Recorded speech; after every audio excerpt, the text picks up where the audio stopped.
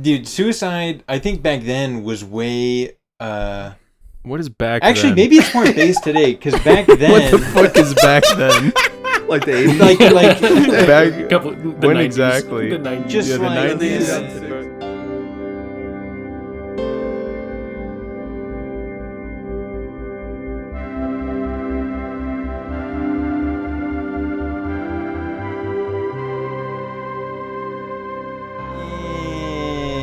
And that's our song. Thank you, Steven. We are so back. And honestly, better than ever is what they're saying online. The Oscars pod was a huge hit, obviously. We're getting our first Blue Chew deal coming up. Mm-hmm. Stay tuned. I think today's a hot one. I think today's a good one. We've got Jacob. He's chained up to the wall right now. The drywall is starting to crack. He is pissed. and this does feel this to me felt very return to the good old days of watching highly obtuse, symbolism-rich films in which I jerk off afterwards at the thought of how I understand this movie. Today, Meanwhile, Jacob seethes. What did we watch? We watched I'm Thinking of Ending Things. Kaufman. More like cough, man, because you're going to choke on this movie. Mm-hmm.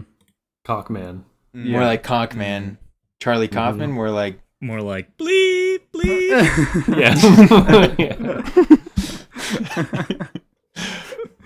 All right, so what do we got? Should we just hit it? Should we hit? I don't know if we've been skipping opening thoughts, but I'm nostalgic for that also because I felt like it's a good way to move incredibly trap yourself. slowly. No, it's a good way to trap yourself in an attitude at the start, so that you can't just say at the end you're like, yeah, I actually agree with everyone. Yeah. You have to come out with a take. Mm-hmm. Okay. Maybe we can hit it quick. We can hit it fast. We'll do it fast. Real quick, sorry. Special guest, Sam. Yeah. Oh, yeah. Let's hear it up for Sam. Let's go. Yay. We got What do you one have of to the say for OGs yourself? back in the stew. Hello. Thank you guys so much for having me. Perfect. I think for the And it viewers, should- the listeners probably don't know that we know Sam through the YouTube comments. We met Sam through commenting. Sam So if is you a comment, He's a fan. there's a He's a chance top we get you commenter. into the pod. Yeah. He was Only he's the one of most our most insightful comments will be incessant. selected.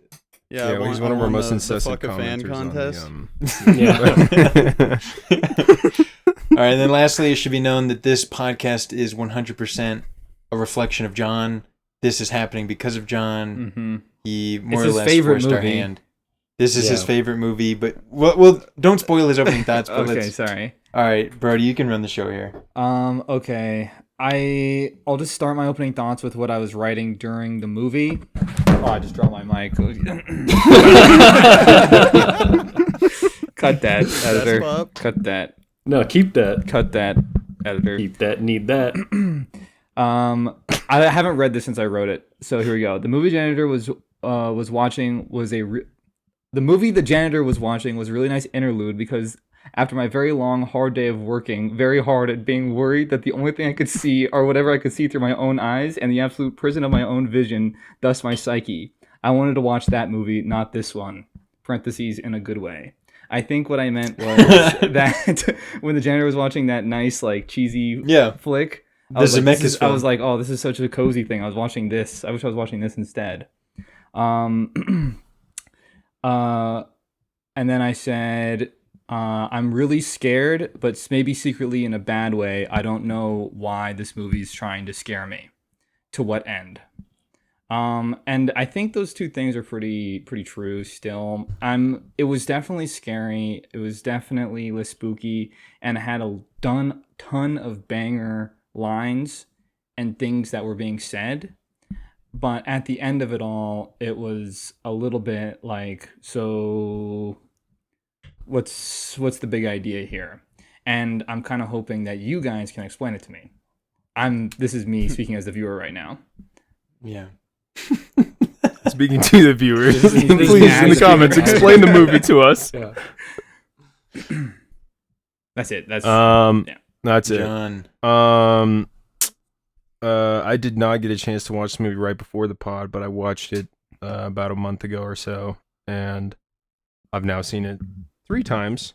But I scrubbed through it today for about an hour, rewatched some of the big scenes or whatever. So there might be some things I'm not as tight on what happens and what exactly they say. But anyways, yeah, I don't know. I like this movie a ton. I like this movie a lot.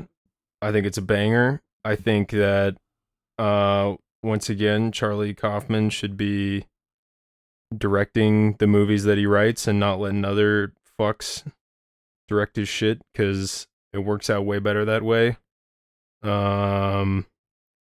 don't know. I don't have any like overall take right now, but I do like this movie, and I think it's up there with Synecdoche. It's probably one of as far as like recent films, like past 10 years, it's definitely one of my favorites. I like this movie. I've seen it now 3 times. I think the first viewing I was somewhat so-so. Second viewing liked it quite a bit. Third viewing liked it quite a bit. In terms of like what the point of the movie is, it's fucking base. This movie's message is hella base. Don't fucking waste your life type shit, which is kind of sick. But it gets at it through a lot of different vehicles and modes that don't let it. It's not easily reducible just to its. You might call it like I don't know, like abstract. I don't know what like good word to use here, but like there's a lot of things it's trying to do, and it's showcasing things in a lot of unique ways. And the fundamental point is somewhat straightforward, but because it's being arrived at through such convoluted means, and the convoluted means are done really well, in my view, it lets it expand outward. And so it's not just about don't waste your life. It's much bigger than that, and more complicated than that in a good way. So I overall like this movie. Yeah. Sam's turn. Sam, you're up. All right. Yeah. I have to say that I was pretty wrapped into it for like the first, I'd say, quarter, until I'm trying to remember at what point I just remembered that I'm watching a Charlie Kaufman movie. Just some point where I realized I had no idea what was going on, or that I felt as if I had missed something really crucial. And then by the end of it, realizing what it was that I had missed, which I don't know if we want to get into details now, but the significance of the janitor. I was falsely under the impression that was his father who they were going to go see. 'Cause I personally didn't think that was made clear enough at the beginning, but that definitely led me astray in terms of like understanding a lot of the symbolism that was happening until probably the last quarter, at which point I understood what was going on. So, by the end of it, just extremely lukewarm, but still liking a lot of like the way it was written, and there were like a lot of really powerful scenes. But I don't know, I just feel like starting with a movie being about this woman, to then, and even the title itself and like her beginning like monologue seeming to imply that the movie's really about her, and then just becoming something else, in this kind of subtle way, I thought was I guess confusing. So very, very lukewarm by the end. Thank you for your honesty, Sam.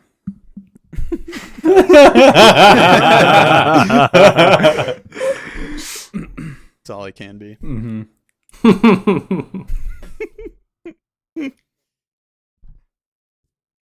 This movie is evil. You might disagree. You might even have evidence to the contrary. But you have to ask yourself, are you willing to lose your niche comedy podcast cred over it? This movie made me hate life. And not just my life, but life in general. While watching it, I felt like a pig being consumed alive by maggots. And sure, maybe there are some good points being made. maybe the moral turns out to actually be positive. But I can't access that because I'm so goddamn annoyed the entire time. I just don't understand why Kaufman has to bury supposed gems under a mountain of neurotic garbage in order to access them. Neurotic. And finally, if you enjoy seeing a Philip Seymour Hoffman impersonator, then this movie might be for you. Very nice. Thank you for your honesty, Jacob. Yes. I think Jacob wins because he gets this movie more than anyone else. This movie, to answer the question that the viewer had earlier, where it's like, what's the point? The point is, kill yourself. And that's why this movie is amazing. Okay. I think this movie, I'm pretty stoked on it. This is your first time? This is my first time. I was quite stoked. I think that there's a lot of useful comparisons to be had between it and Synecdoche. My general take there is going to be like Synecdoche Synecdoche, I think, operates and merges all the levels of narrative more effectively, whereas this feels like there's a really big gap between the micro specific and the meta story going on. Both very powerful and moving, I found, but it doesn't feel as like all-encompassing complete at like an emotional level. But yeah, I'm with Jacob. I think this movie wants you to kill yourself. I'm also with Steven that I think this movie is all about, don't waste this thing. And I think that it's a lot of it is there's a lot of good, criticisms of various things, the way we consume media and relationships and blah blah blah, but I think that it has a good both sides of the life coin of like, this shit is insanely evil and life is evil and you are fucked because you are alive. But also, life is very beautiful and that's just the two sides of the coin. Although he definitely took a more negative emotionality, especially in comparison to Synecdoche. Synecdoche has a sort of like awe-inspiring, positive emotion, and this has a much more negative. It's over, but I'm pretty happy about it, and also quite funny. A lot of funny stuff. Mm-hmm. I rarely laugh out loud, period, by myself, but I had a good chuckle a few times here. Mostly the Zemeckis. The Zemeckis made me laugh out loud. I thought the Zemeckis thing was extremely good. funny. All right, so how should we tackle this? Should we lay some groundwork? Should we just get we can start from the beginning? Girl. Holy shit. We'll start, I think, with just laying some groundwork, right? Of things that maybe were good. And I will start from the beginning. So one thing that I noticed was that we talk a lot about like craft in movies and things like this, mostly in regards to cinematography and camera and where the camera's placed and where the camera is. What kind of camera it is, what kind of camera it is, like colors that the camera is what getting. A camera is. But colors. Here's something that is undoubtedly good. Even the biggest hater, i.e. Jacob, the biggest hater in the world, he can't help but to agree with this, which is that the writing was very good and it made you very scared. And that whole sequence in the beginning on the car ride there, in terms of the feeling that it's evoking, was perfect. Like it encapsulated that vibe of fucking, I don't fucking care about this fucking shit. This whole awkwardness of like this person you're barely dating that you kind of don't even really know, and now you're going on this road trip and the whole thing's just kind of weird, and you kind of got work tomorrow and you don't even really care, and you're not really connecting. This intro sequence in the car is beautifully laid out just from a pure writing perspective, which is rare in movies, that the writing can be so spot on for something like this, and to evoke a feeling like this is also something that is quite hard to do, and does it the best way that I could possibly imagine it being done. So well, there's Thank so you many for your there's so honesty, many Brody. moments there's so many like moments too where the writing, like they're doing, because there's all these like weird identity slippage moments, where they're like switching into different kinds of people and whatnot. And I don't know, it is kind of insane that the writing can flow so seamlessly, and there can be a thread like where it's like just the perfect amount of jarring with how things are shifting, and now you're like, oh, there's like a new thing going on, without ever feeling like completely switching. Like there's always a thread that's like staying there, and then like I don't know, there's like minimal visual things going on, but it's not just like, oh, now they're old or whatever. It's like there's also moments that are like that, with like the parents changing ages just in the way that they're talking to each other, which is pretty, I don't know, it's pretty fucking insane that he's able to do it. yeah, and Strong thread, strong dream vibe. I think it sets the scene really well, with like a pretty strong indication that Jesse Plemons, is it Plemons? Yeah. Clemens, yeah. That whatever, young Jake can read the thoughts of the girl.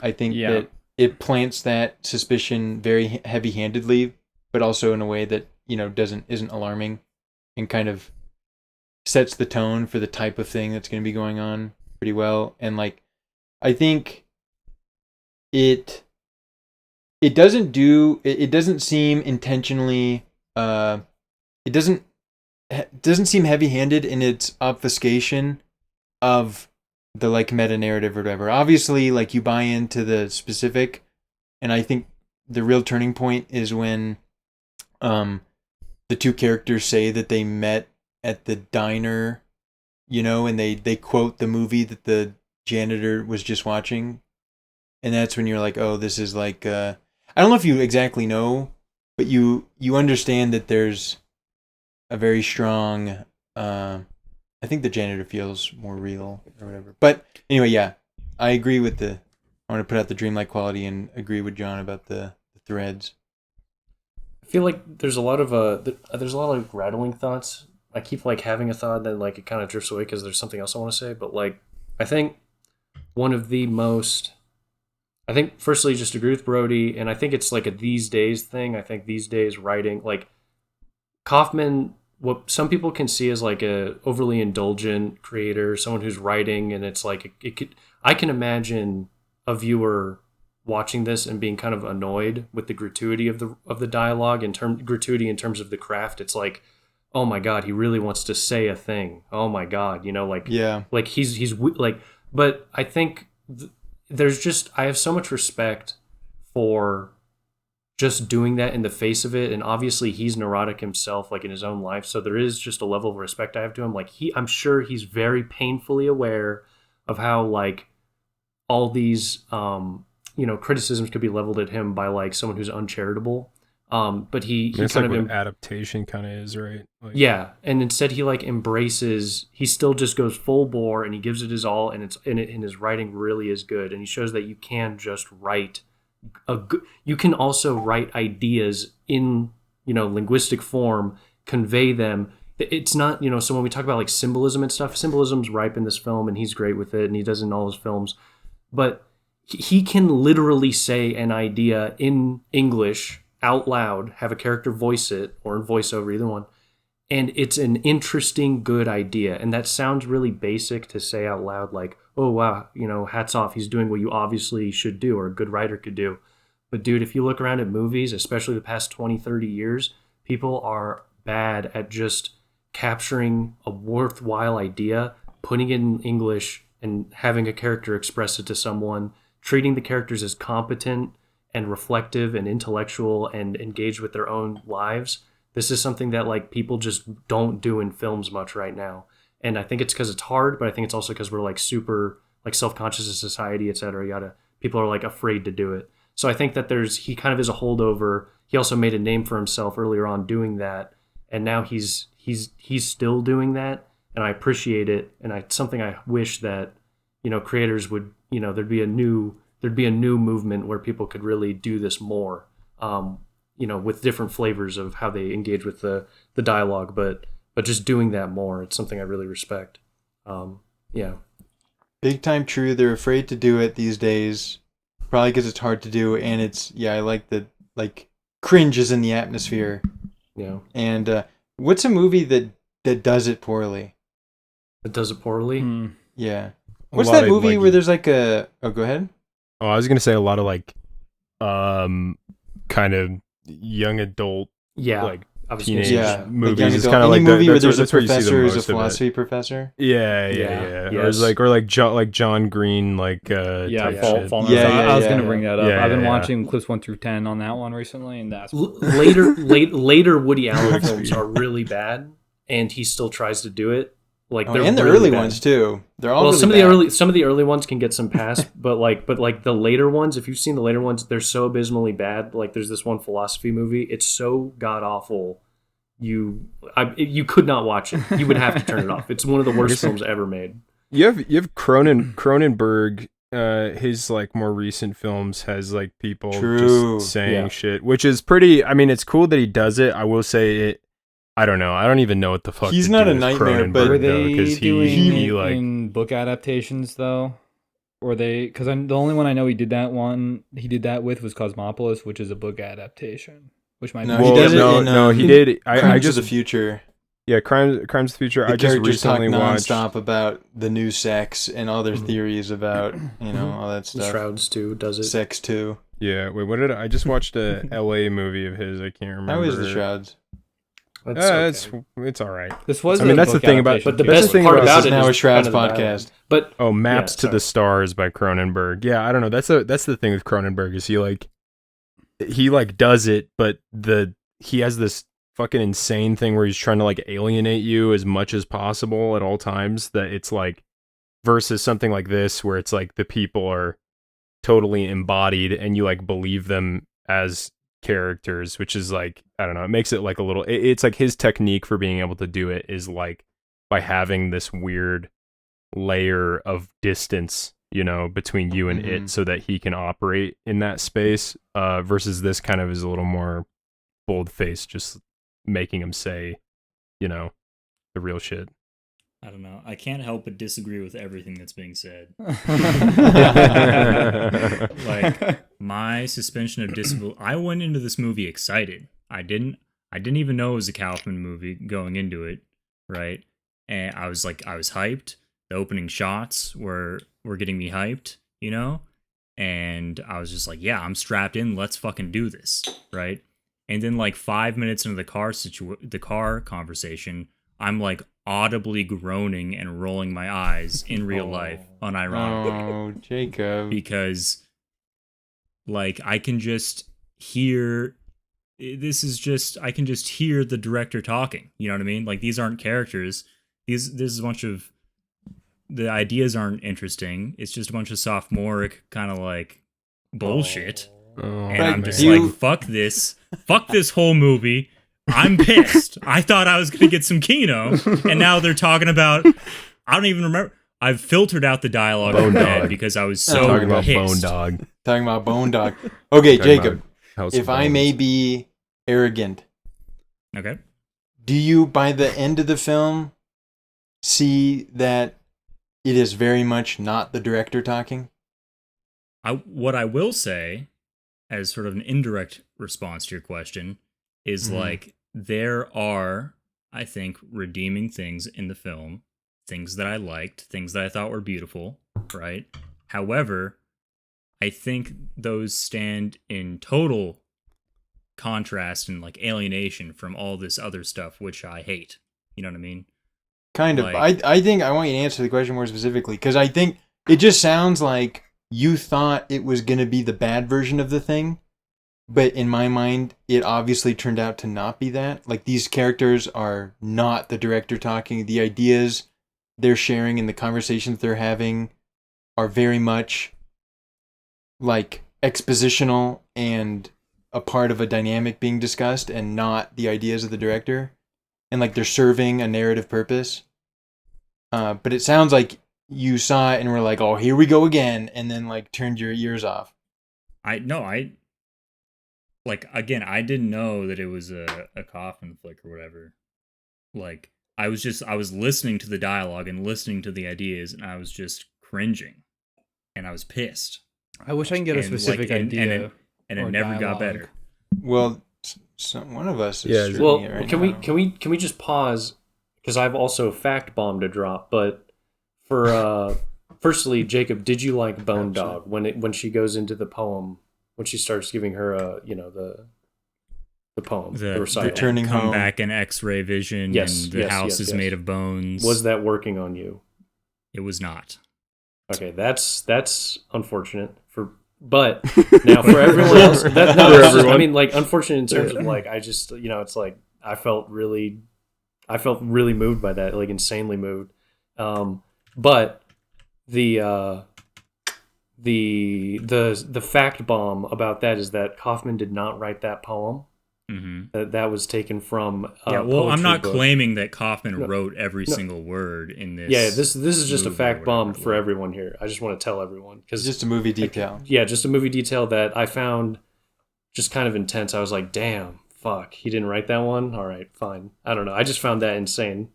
It's from some collection of poetry, and he got the license to use it in the film. It's just He's ripped collab- out of a different book. Yeah. Well, it's from in the movie, the poem appears in the book called Rotten Teeth by some lady. The poem is not actually from that book, but it is written by that lady who did write Yeah. that book. And Yeah. Kaufman and her have collabed on some other thing, like very like they co-wrote and made a film of some kind. I don't know. Oh, I didn't know that. That's cool. But I like Um, all the I've we'll seen add one this of them. dot to the constellation of references being made that are at times moving and at other times just really fun and interesting, like the Zemeckis, like A Beautiful Mind, like The Beautiful Mind. Woman Under the Dude. The Beautiful Mind thing is so funny and so true. That is an amazing. That's a certified cinema moment, because who else would do that? Who would make like one? I mean, whatever. It's Kaufman, but it's just such a densely academic film, such a poem type beat, and then at the ultimate climax of human hope and whatever, you're watching it and you're thinking, okay, blah blah blah blah blah, and then in the fantasy of this man, his final speech of the world and of his suicide is the quote, the thing from Beautiful Mind is so fucking funny. Mm-hmm. Also shout out Women Under the Influence. That was pretty cool too. Yeah. Which makes me wonder what he thinks of it. I'm just assuming we're gonna come back to that whole Women Under the Influence Yeah. discussion. We'll come back to that. I've got something to say about that. Just an idea I want to float and then see what everyone Thank says. God. But maybe we gotta, like, I don't know. Where do we go from the beginning? We were talking about the beginning. We're moving sequentially. I think we should just like not state the obvious, but state the thing that will, maybe be unclear to the audience potentially, but will have a lot to do with what we say, which is just like the movie is not just this, but is in a very meaningful way the fantasy of this janitor character imagining his life as it converges with the present and in his sort of death / suicide. And yeah, I guess that's good enough. I also wanted to point out, or I wanted to respond, I forgot, but Sam's saying like, I thought it was his dad. I think there are like 50 different moments like that in the movie that are confusions, quote unquote, but are totally legitimate and like valid. Like they are the content of the film. Like, yeah, there's like constant identity slippage, even between the two of them, right? Where it's like, Yeah. I don't know, like I mean, their names paintings or change, whatever their in the occupations basement and change. stuff, and yeah. But I mean, even way more subtle things where like you're watching it and for a reason that you can't put your finger on, you are starting to think that, I think the janitor is Jesse's dad or Jake's dad. Yeah. Like that's on purpose. That's planned out. And that's I just settled on that at the beginning and stopped looking. these Like, I'm just saying that's cool. fair. That's and his dad. I'm Got it. Awesome. You weren't. I'm Okay, my cool. point- Clearly, his dad. check that one off. There's What's next? I when I was going back through, because like I went through some scenes before this, and there are a lot of hints. Like this is again, it's one of those movies where I'm like, if I rewatch, it'd be like, oh, like all these things would occur to me. There's hints earlier on. There's like hints. I can't remember specifically, but there are hints in the car, in their first conversation in the car that are hinting at the fact that it's him. Well, yeah, he there's like shots of the dashboard and it's the red truck as he's driving, stuff like that. They do a bunch of stuff. Like at the beginning, it's the janitor's looking out the window, and then it is Jake, and then it's like the janitor again. Well, yeah, that's kind of the clearest thing is when it shows him, and then it immediately he transforms into Jake. There's a lot of audio things too. Yeah. Just like I think even early on, but then I think like all throughout the film, you just hear the janitor's voice kind of grumbling and muttering lines, like as things are happening. So you just know that if you were to believe that he is a presence, it's not just like a director heavy hand like splicing audio in because it's there. But if you actually believe, then then it means that the janitor is thinking this. Like for the only material way for him to exist in the scene right now, auditorily, is for it to be a projection or imagination, something like that, fantasy. And that happens a lot. There's all sorts of like groans and mutterings when audio pops in throughout. And like the phone calls. As a little note, and this will speak to one of my bigger picture takes, I wouldn't think of these as hints, right? Like, I think that it's a nice, earnest telling of the thing with sort of minimal concern with your experience on your first go around. Like, it's not trying to build up for a first time view where it has to drop hints in a certain calculated way. And I think it's nice to I feel like it's been a while since I saw a movie like this, and I'm happy that these exist where people are out there just making the most autistic movies ever. But they're very sincere and earnest, and they're not just like puzzle boxes. They really are films. And I lastly just want to say like, just to put a bow on the thing about him being the dad, and that's fair. Like, the confusions are not you being confused. I think if anything, you're being tricked. In which case, you're just watching the movie. Yeah, but what's the purpose of the trickery? Like what purpose I mean, does that in this serve case, for example, I don't narratively? exactly have it fleshed out, but for you to think about the janitor as Jake's dad, and like, what does that mean, or something like this. Like, I think there's a million things like this in it, but my only point, I like virtually don't believe in confusion. I think you watch the movie and you just roll with it, and you just constantly monitor what you're thinking and feeling, but you're never confused. Yeah, you're not wrong. You can't be wrong. No, I know that. It's just like it feels like it's pulling my attention in one direction only to split it in a different one. And before I realize that's happened, Yeah, but the idea is that something. that's adding like more cascading, like concatenations of like relationships between ideas. Like father, Jake, that's a relationship, as well as Jake is janitor.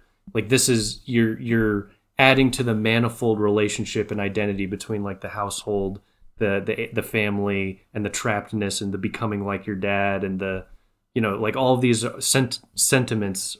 They aren't just confusions; they're also like play within the identity of all of it. That you're meant to see kinds of relationships and make connections between characters like that. Yeah, I don't know. Is that kind of what you're getting at, Troy? Yeah, I just want to be encouraging of like the confusions are actually just you watching the movie. And I mean, yeah, I think you put it very well in this example. Like, I mean, this movie just feels like such a giant set of nodes, all connected in so many different ways, and all these different relationships where like the nodes are, I mean, Jake is every single character functionally, and he's a son, and he's going to be like his father, and he's going to be like the, it's, so I think you put it well. And it's okay. So that means it's okay that I was so uncomfortable during so many parts of the film that I just wanted it to end. That was on purpose. Yeah. To make that's it. Okay. That's good. He was harassing me and making me feel really bad. He wanted you to not just end the movie, but your life. Yes, which he definitely did. It's working. It's It's working. Kaufman, it's working. I don't know, but don't but like you say, it made you feel uncomfortable and bad. But aren't there like glimmers where you're like, aha, and like that light kind of like crept in, and you're like, it's not all over type shit. Yes, life. yeah. There's beauty. Beauty has been lost here, but yes, there is still light in it. You know, even if it's not the end of the tunnel, it exists right in the tunnel. Yes, it had that did happen, and it was like I was like oscillating between like holy fuck, like I want to die, like I want this to end, into like, oh, like it wasn't so much. It was like everything's kind of coming together. Like my discomfort makes sense, or something like that. Rather than like me feeling, because most of the time I was just uncomfortable, and like part of my discomfort was like, I don't know what's going on, like this sucks, you know. And then but then all of a sudden my discomfort made sense. But then I would also have this other feeling throughout the movie where I had this moment of respite, specifically during the dinner, The Robert Zemeckis movie. during like the dinner scenes. I remember that she was up and she was like frantically putting away like dishes because she just needed something to do. And I plates of food. remember feeling like, oh, like I'm so glad she's doing this. Like, get her out of this situation. And that's exactly how I feel on Thanksgiving. No, but or yes. Yeah. Or no, yes. Or yes. Brody, Or you're no. in 1,000 Or wait. Or in how 1,000 about years, yes? Brody, they're gonna circulate clips of what you just said, where you're like, I was kind of uncomfortable for most of it, but then it like kind of came together, and my discomfort made sense, and it was like about something, but then it changed. They're gonna circulate that clip, but it's gonna say Brody last name on live. Yeah. All right.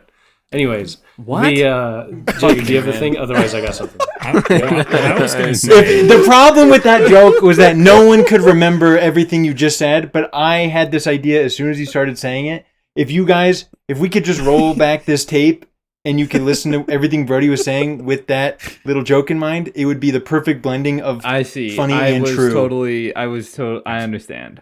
Yeah. I mean, you he's tell probably that joke Troy's is what it probably was right like. about that. What were you saying, Jacob? That I made no fucking sense. Oh my god. Well, what I was going to say was like during these moments of respite that we're talking about, where the movie isn't telling you to kill yourself, right? Yeah. I mean, my favorite scene from the movie was, the ballet at the very end. Amazing. That was fucking awesome. And I remember just thinking, he should have just made this. I don't care. Like, cut everything else. This is better than all of it. The dance Jacob, it scene wouldn't have is been fucking beautiful insane. without the rest. The Yeah, dancing you gotta have it Would've. come in as completely I just can't- like completely I unexpected. can't wait to skip to the part of movie explained, because that part I didn't really get it. Look, Did you find it beautiful? Yes. No, Then you I got just it, say, baby. Can I just say, I want to say really shortly, on first viewing, I actually didn't like the dancing, and I felt kind of like upset with the last quarter in general. I was like, there was so much mounting up, and I knew that he was putting a lot of hope into this dance scene to do what I could tell what I thought it was trying to do, but I just felt like it didn't land on me.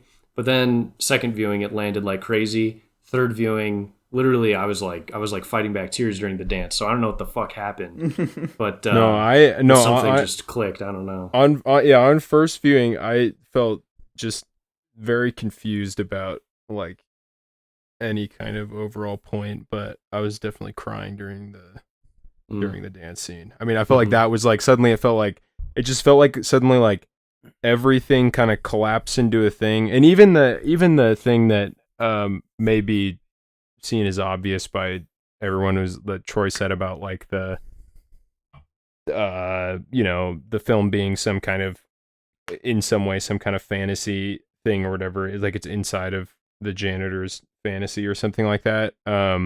Even that didn't even occur to me, so it wasn't even like a sense making like these things collapsed into a single moment, but it was just like emotionally everything made sense up to that point. But I do think I will say just to say about the fantasy thing inside his mind, just I do think it's important with something like this that there is like a Lynch thing going on with like the like a Lynch Lost Highway thing going on with like, oh, which one's the real, which one's in his mind and which one's not, where it's like it's kind of like every scene is what's happening. You know, it's not like there's this is happening, but this is what's actually happening or something like that. It's like, you know, everything, you can like isolate any scene and watch it, and there's like a reality to it. And I think that, you know, whatever, it goes all directions is the point. Yeah. John, you're describing your first watch is the experience that I wish I had. Because I didn't. You're too hung up on the dad. Huh? You're just like, you're watching the dancing. You're like, this doesn't make any. Why is his dad here? Why the fuck is his dad here trying to break him apart? This doesn't make any fucking sense. There was no like emotional, intuitive level to me, which is something that I was at least hoping I'd have something like that on first watch, because like that was my experience like with like a movie like Synecdoche was. Although I didn't fully understand the ideas being explored, that it just made me feel something on an intuitive gut level. But for some reason, it just didn't. I don't know. It didn't capture me in that way, which was kind of disappointing. Even though, yeah, again, it's like everything I'm watching on screen, I'm watching great performances. Like it looks amazing. You know, scenes like the dancing scene are obviously like incredible, but I'm not like wrapped into anything. It's almost like a series of like narrative non sequiturs that didn't like pull me all the way through. If that makes sense. Yeah, you said up to a point though. There was like because when you first prefaced how your viewing experience was earlier, like you said that it was like up to a point and then it started losing you. Was it just like the car ride, you were like in it, and then once they got to the house it started like falling apart or something? Or yeah, slowly. I mean, you know, as like the surrealist like elements start getting tacked on, you know, that I'm starting to feel more and more disconnected from any kind of narrative. And I feel like it's something that if I watched it again, having like a better grasp of whatever like meta narrative is happening, it would probably strike me in a certain way. But that at the intuitive gut level, I was just kind of like, you know, resting heart rate. Were you not? You weren't like. I feel like the most obvious places where it's working at a basic intuitive level is like a concern for her. Like either one, like were you not? I found for me the most difficult in terms of emotionally was the parents and the mom and the dad and the dinner and their talking. I just found so painful, but also like, were you not concerned for her when they're driving to the high school? You know, like I feel like that's where it's laying it on the thickest in terms of like this guy's gonna kill her or something like that.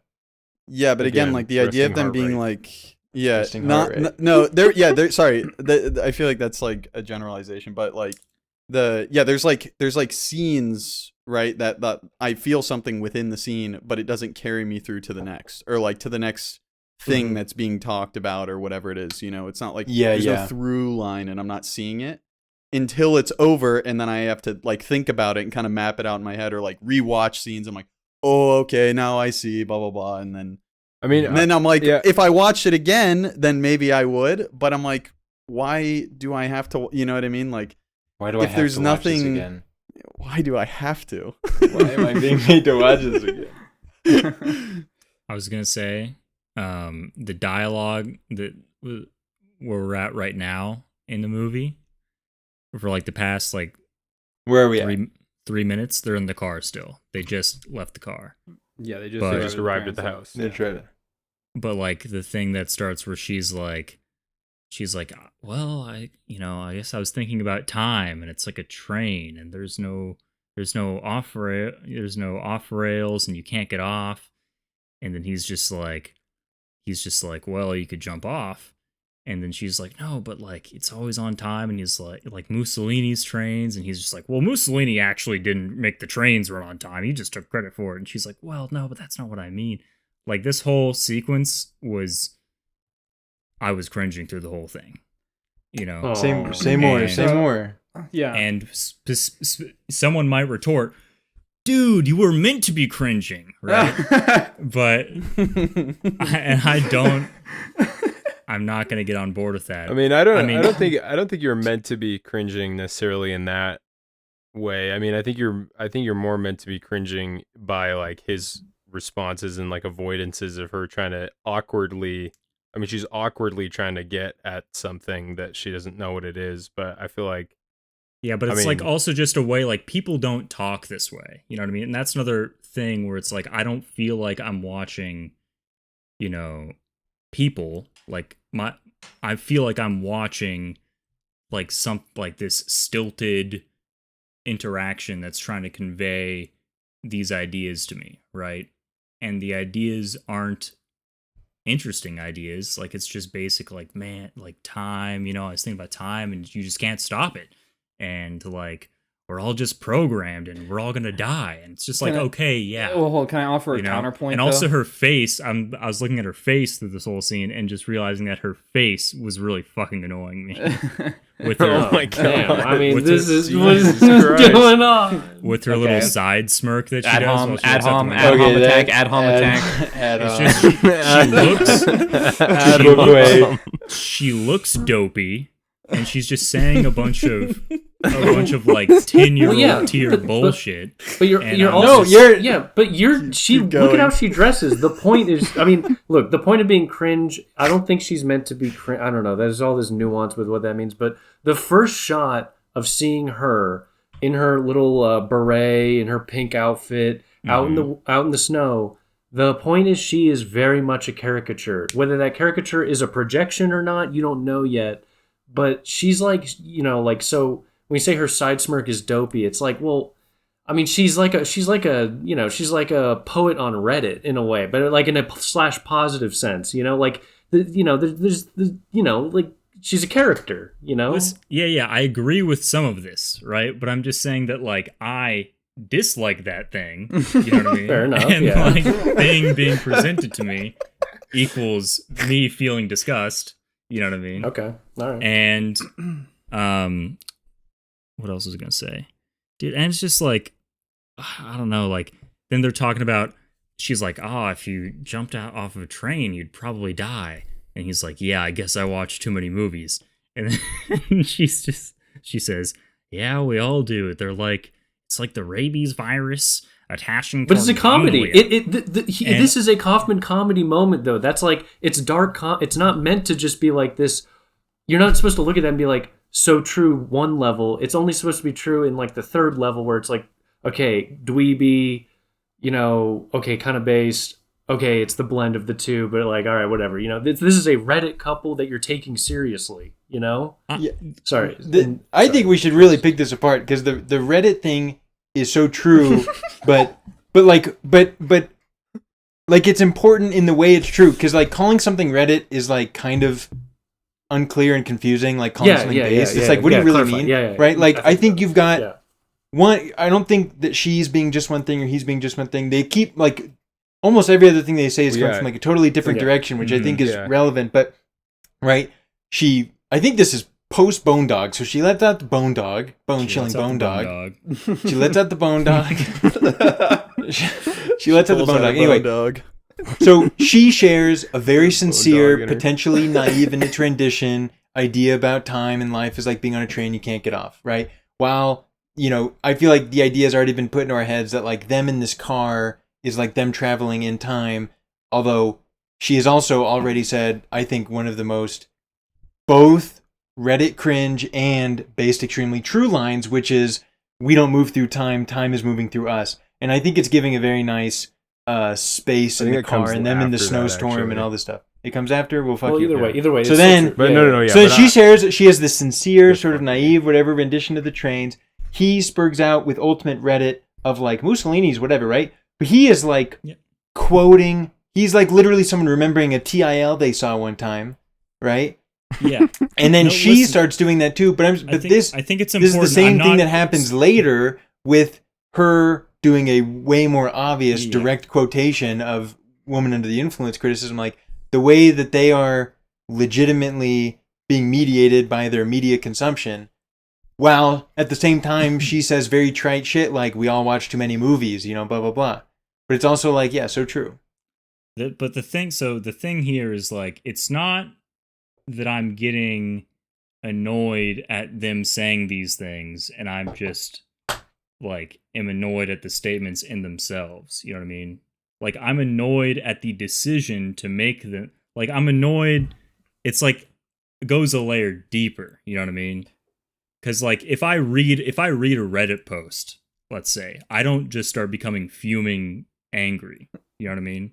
Because I understand that this is just a Redditor doing their thing, and they should be left alone and be allowed to be happy. Yes. What makes me Let 'em have that angry one. is the fact that I'm watching a film, right? And like the decision to make them say these things, you know what I mean? Mhm.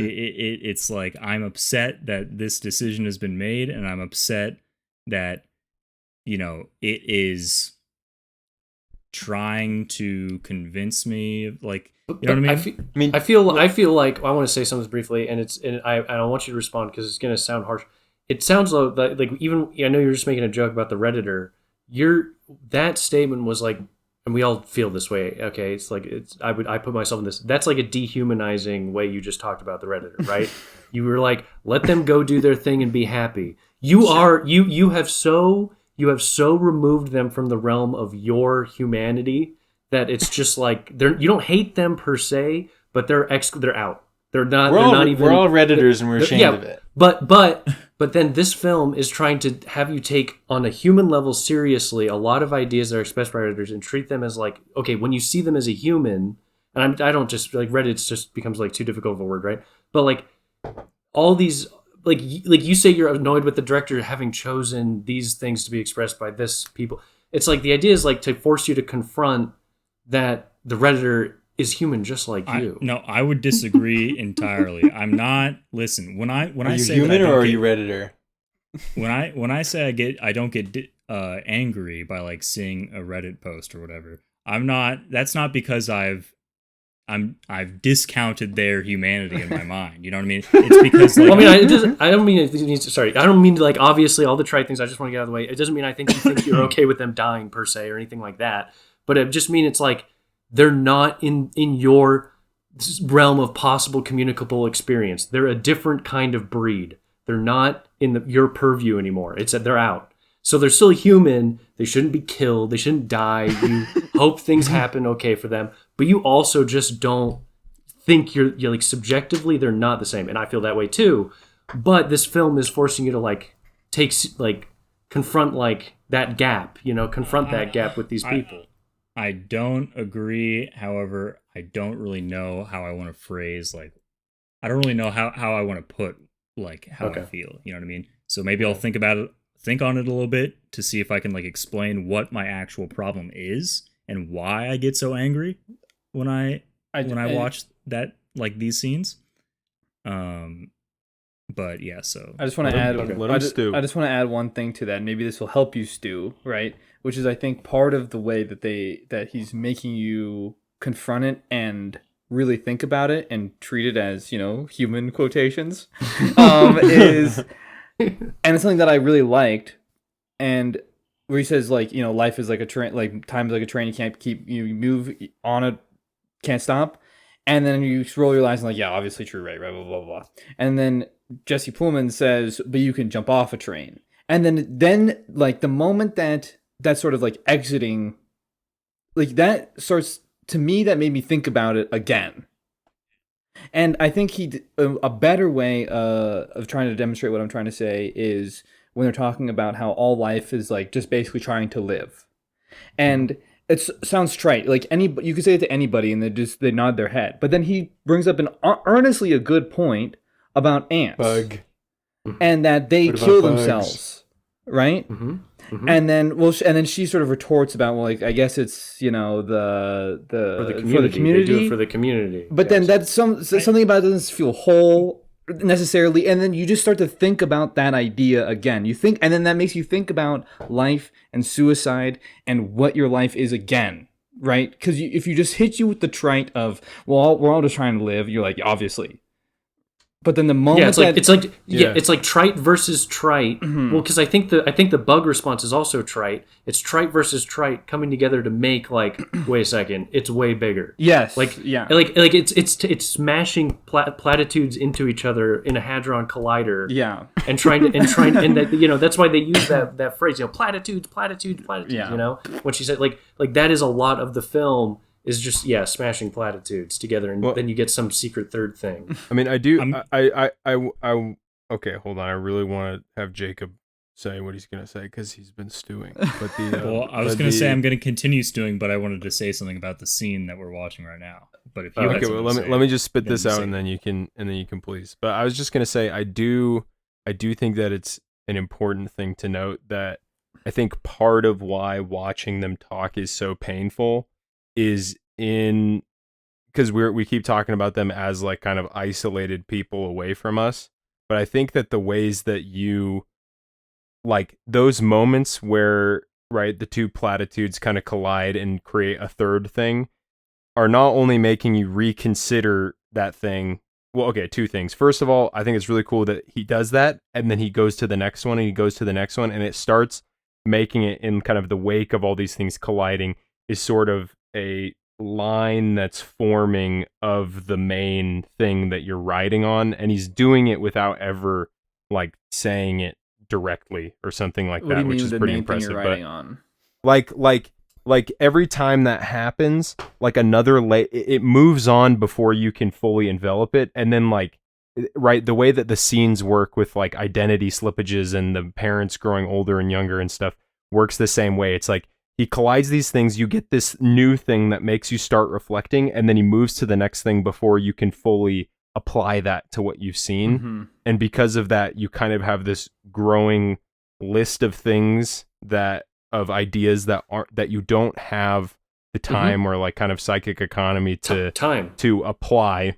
Yeah. Time to and so so it's like and that what those form is kind of what the main like through line of the film is. That's kind of forming this kind of nebulous thing that's kind of carrying you through the whole thing, but which would culminate in what you might say is the point. But okay, but what I was going to say is that we keep talking about them as like kind of isolated subjects away from us, and that we're like, oh, they're like whatever Reddit or something. But I do think what's important is that what happens is when that third thing kind of emerges from the two platitudes is that part of what you're reflecting on is, and part of what's painful to hear them talk to each other is the ways in which you are like them, which is kind of like very like a Kaufman thing, right? And why his movies in general are quite painful to watch is because you can kind of feel, in things like Adaptation, it's like him just straight up kind of torturing himself, and it's kind of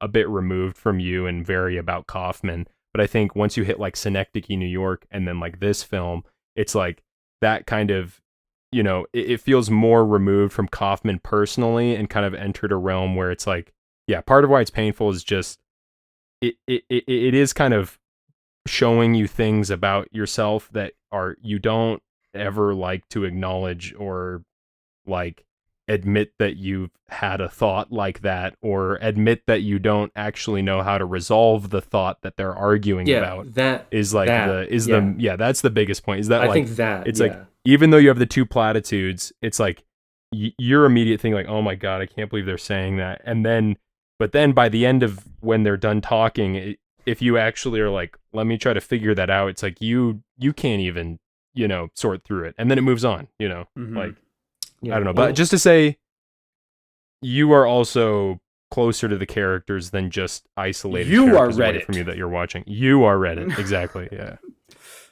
That was a great rendition, John. Thanks, sir. I like this idea. I'm thinking about a boat with the wake, and it comes out on the sides, and then it kind of collides in that center area, and then sprays out back again. Mm-hmm.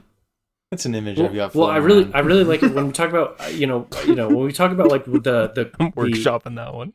When we talk about the quote point of this whole film, I really like the idea that it's in time. You don't have time enough, and I think it's very much like his life is.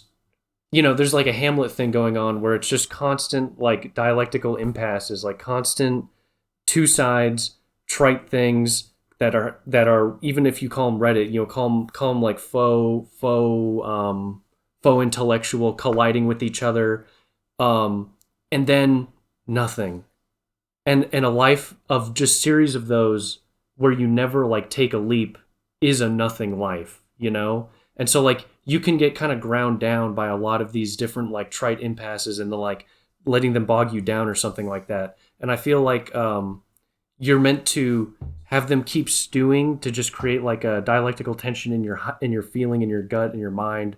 But it all culminates towards this sense of what I said earlier, you know, like don't waste your fucking life.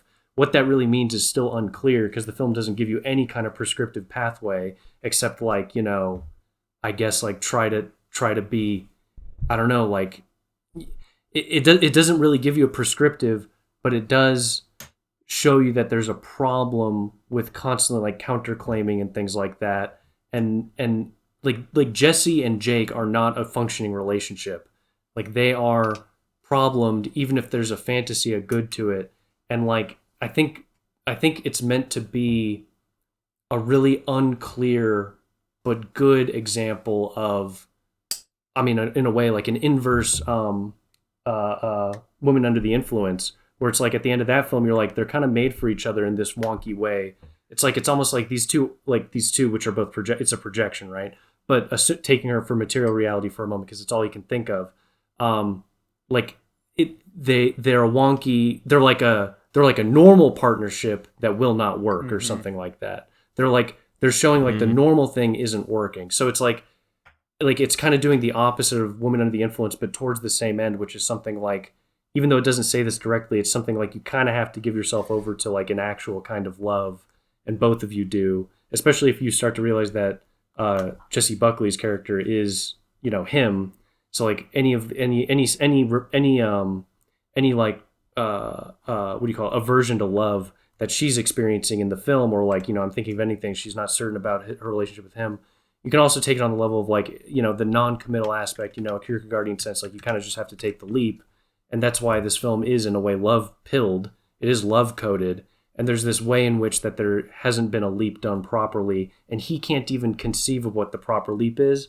You know, reflecting as the janitor, all he can do is think of failed like impasses and fantasies that are thwarted, fantasies that have impasses to them. Yeah. So, you know, this is the problem. Like, this is my issue, right?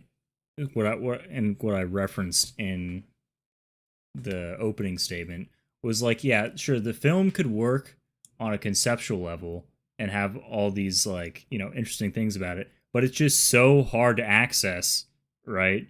Because it's just you know, it just comes across as sort of like faux pretentious, and it just sort of makes me angry. You know what I mean?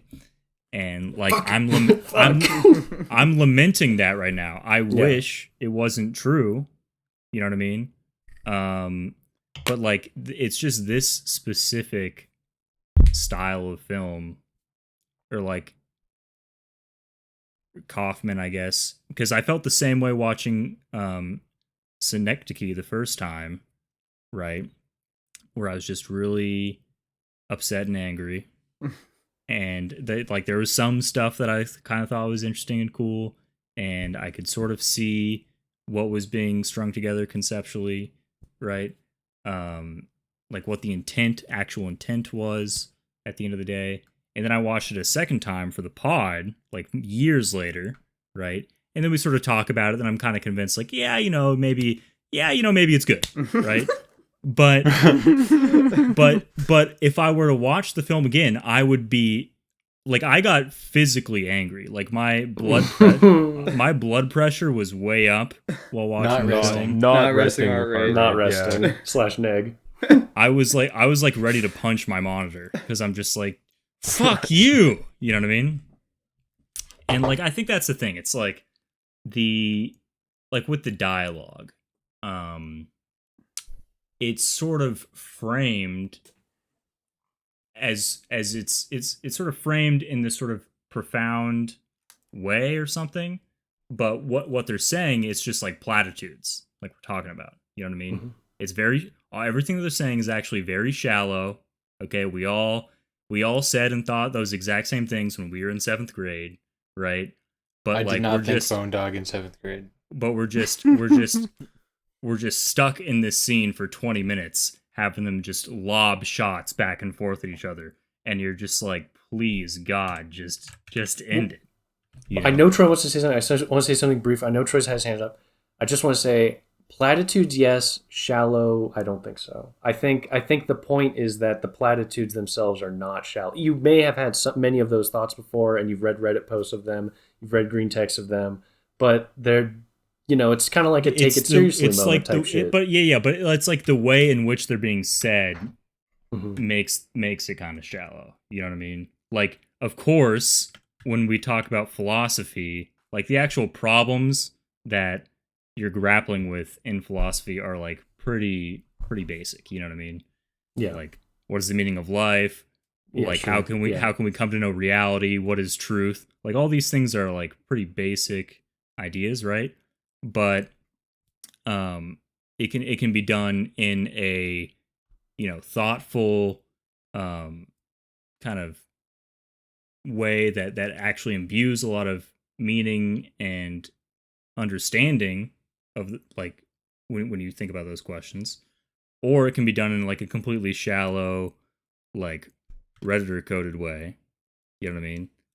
And I just don't like the way the sentences that they're actually saying are not getting me like into a space where I'm like actually thinking about those questions. You know what I mean?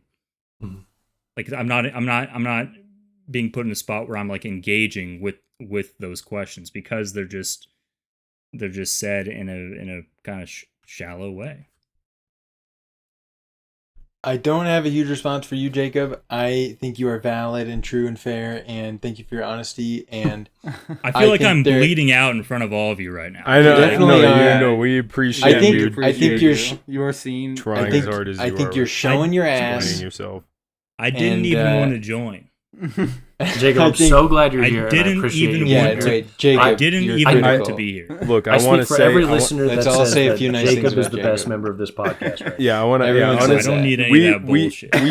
We came. Jacob is the hottest member of the Don't podcast. send the platitude my way. You've provided things for us to react to that led us to certain ideas, whether you completely disagree with them or don't like them at all.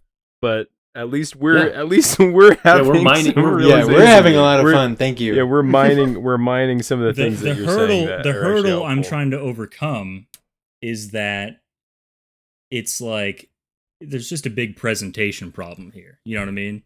You could hand me the best chicken tikka masala this side of the Mississippi, but if it looks like literal dog crap, it looks like literal diarrhea, am I gonna put it in my mouth? I don't know. Yes. I don't know. Don't ask I me don't know, that. maybe. I Tune in think after the that pod for there's. that one. I Depends on think how it that this smells. is. This to me feels like a very specific, in the moment, kind of sequence of attitudinal events that left you sort of barred from the film in some ways. And I don't mean to just misdirect, but I want to go back to something Stephen was saying. I think that was very interesting what you were saying about the comparison to Women Under the Influence and how, to the degree that there is a contrast, right? These people are, right? Women in the Influence. These people are so captured by their passions and so operating intuitively. And here, these people are kind of Redditors. They're educated. They're like everything they're saying is to a decent degree like mediated by the media they consume, and it's sort of way more true, I think, of present day, of like right, just the way she's talking about him, and if she's thinking about ending things with him, which obviously mirrors like the question of should I kill myself. It's like it's so ideas based. It's like, well, he has a nice smile and he's educated and he's this and he's that, and like they're just not following their heart. But and I think that then take that sort of the way that they're operating in a way that's opposite to Women Under the Influence and have that be in relation to the way they think about their lives in these sort of hollow, sad, dreadful, lingual ways is also probably noteworthy. And I guess that's all I got. I can take us somewhere. Anybody got anything else? I wanted to say throwaway comment. Give it a throwaway. I really like the dad character and how he refuses to look at Jake. And I thought, yes, true. And I thought that was hashtag beast mode and was pretty true. Hashtag your father will never see you. Your father will never see you. Your father will never see you. Oh my god. Oh my god. The parents, I think, were so good because they really do induce in me a real upsetness. And I'm like, am I like that with my parents? Are my parents like that? Because I do, they're so well done and you do like hate them. You're like the mom is so crazy. It's over the top, but there's something very true about the way she's crazy and all her bullshit. And Jesse just like transforming, or not Jesse, whatever. Well, wait, they're both Jesse. Fuck me. This movie goes a layer deeper, baby. Yeah. They really are. Actually, so funny. Yeah, I hadn't thought about that, but that's so true. I think one thing I this is an idea I don't really know what to do with, and I want to try and like play it out a little bit and hopefully get some ping ponging going. But like, remember when we were talking about women under the influence? And I know Sam wasn't here for that, but in general, the general thesis just being like so much of the film is about the inside-outside distinction.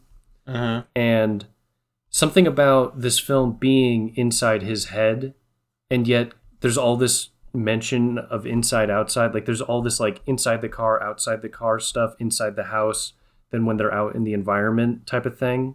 And also like, not only are we inside his head, we are inside his projections head. You know, we are inside the girl's head.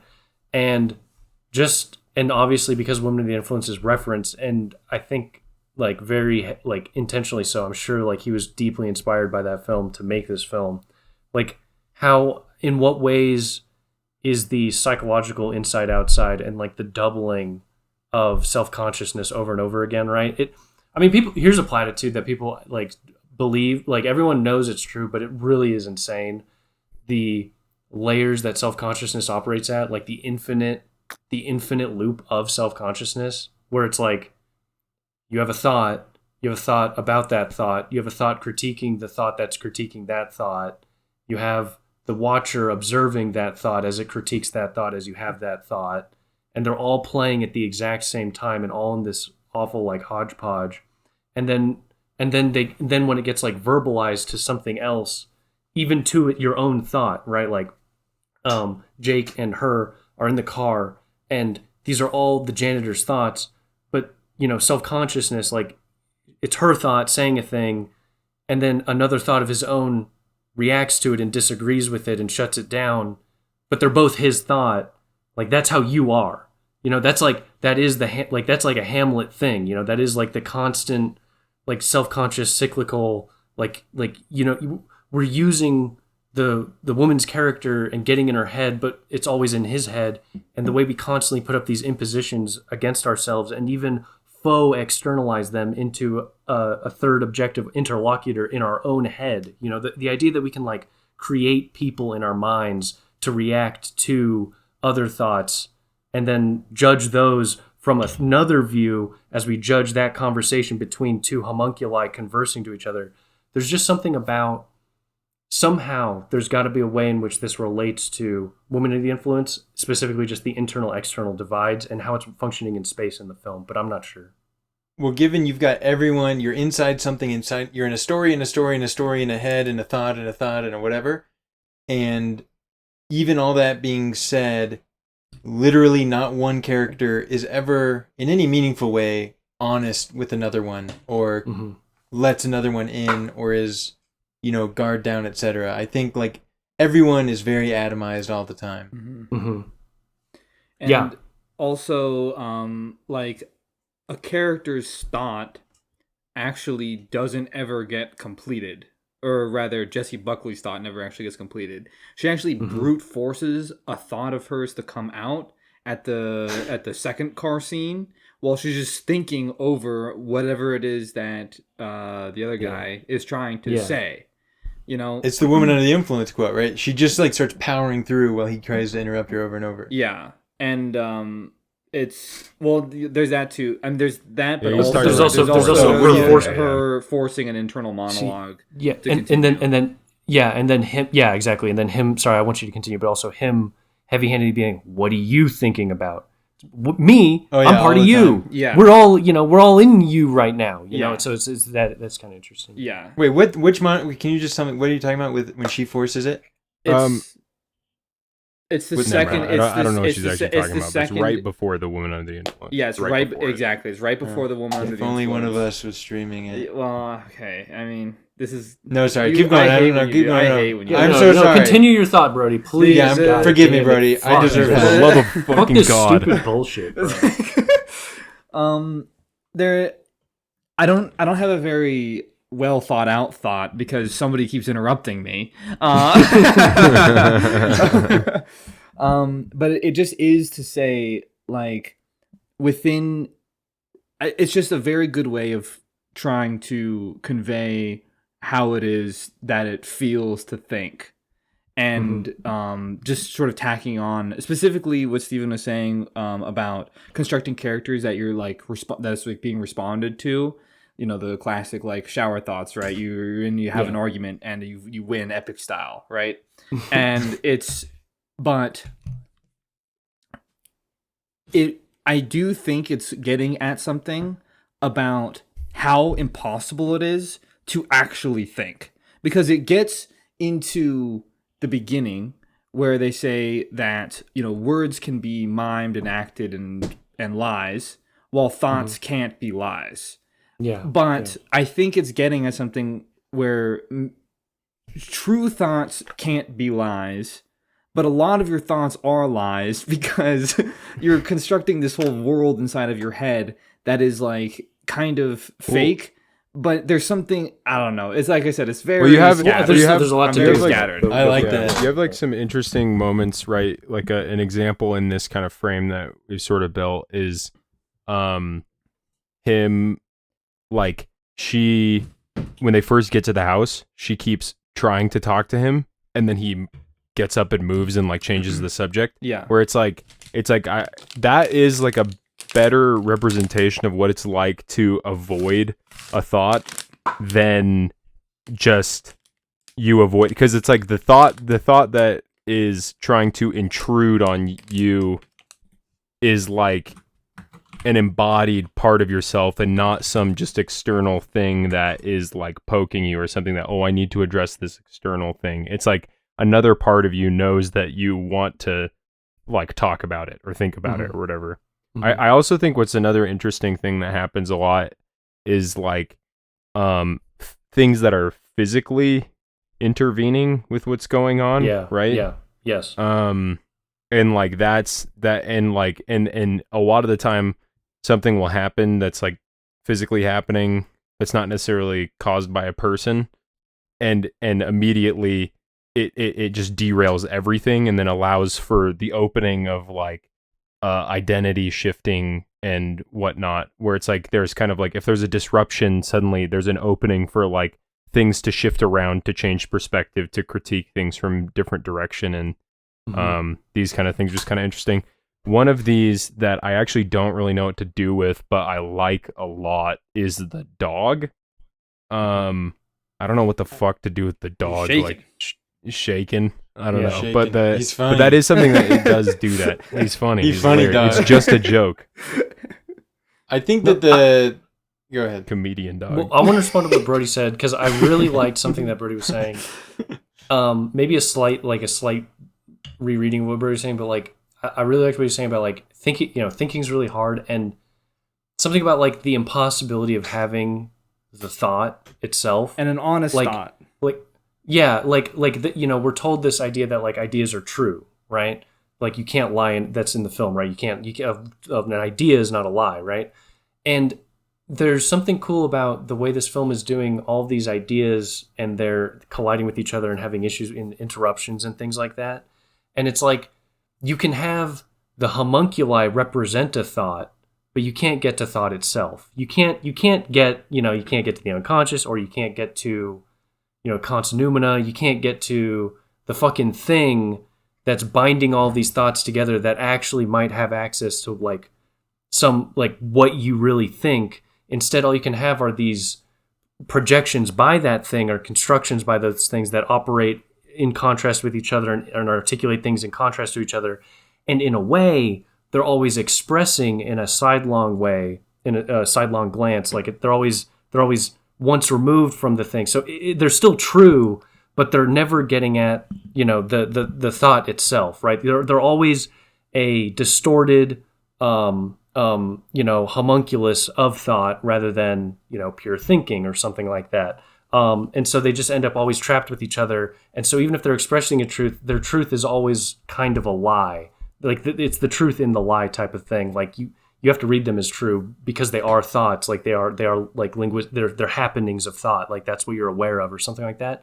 But they're always tainted by this invisible thing that you don't really have access to. And it's why your thoughts will always wander and you'll never get to the conclusion. There's always an impediment kind of, To maybe make it Reddit and trite, you can't get to the thought itself, but you can make, right, you're calling them these projections and homunculi, but you can have the thought play out in a way, i.e.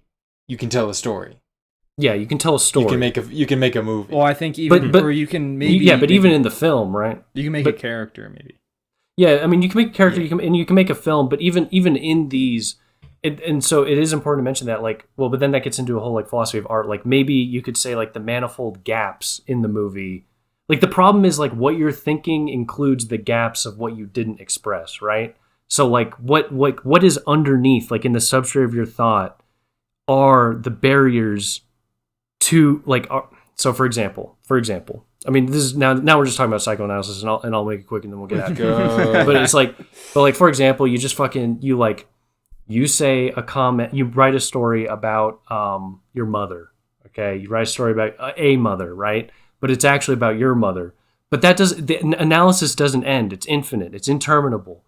Underneath the mother, which is the reading of the film, which you manifested in the film, there's still this extra negative content in your psyche that compelled thought itself.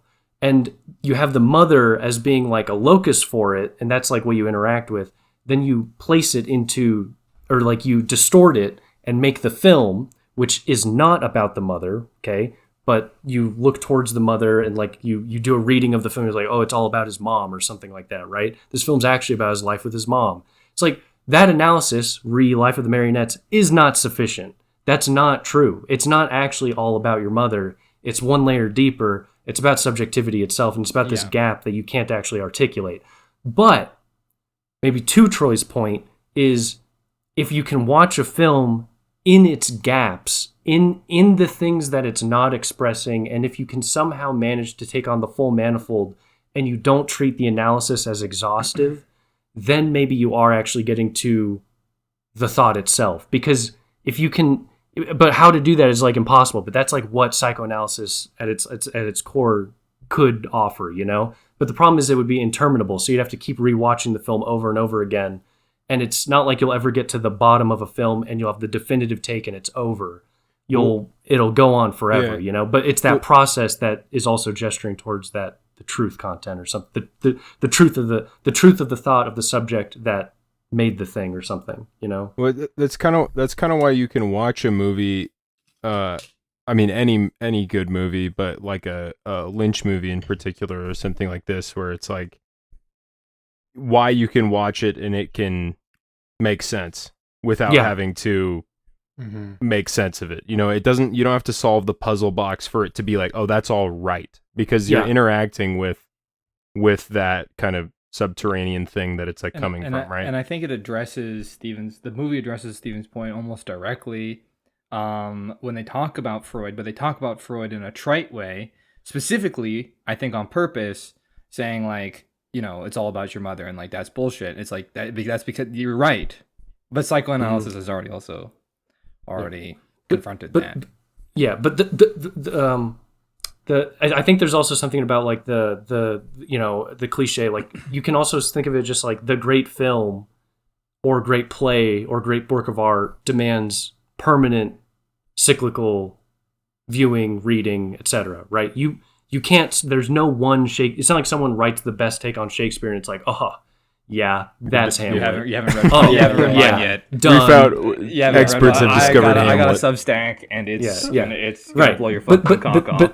But you can do that for like for an actually trite film. You can have a reading, and maybe there's something to that. Like at least intuitively, I'm saying maybe you can't. So that this is like hazarding, but I think you can have a definitive claim or definitive reading of a trite piece of art or a lower tier piece of art or something like that, like something that's not like truly great, but it could still be good. You still like it, but the but the idea would be like that's because the film is only you can only see it as the homunculus of thought by the creator themselves.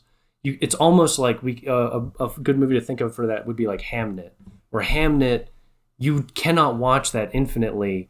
You can only see a very simplistic view of a director's kind of thought that went into making that.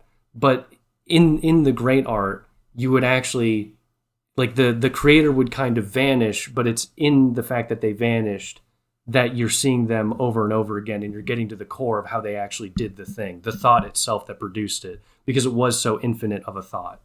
Something like that, you know?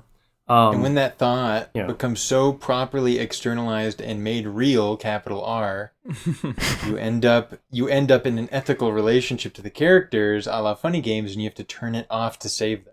Yeah. This film actually as an anecdote, this film put me in a full-blown crisis today. I was in a situation where I had to be alone, no phone, just staring out the window for like an hour and a half straight.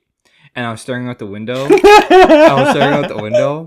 And I thought to myself, what am I thinking about right now?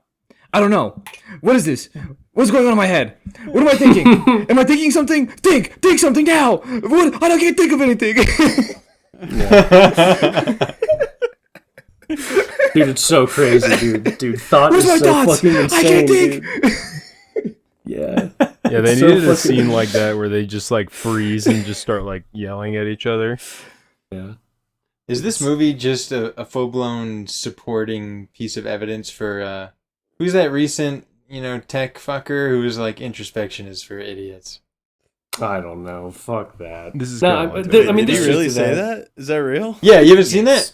No. He was like, "Don't introspect. I don't ever do that. is You it the should never do it. Palantir Only guy? stupid people do Is it." the Palantir I guy? think he's like Yeah. he's some AI. It's Who because is his he? head's too big. He has He's- too many thoughts in there. He's one of the PayPal mafia guys, but he runs a VC firm called Andreessen Horowitz now.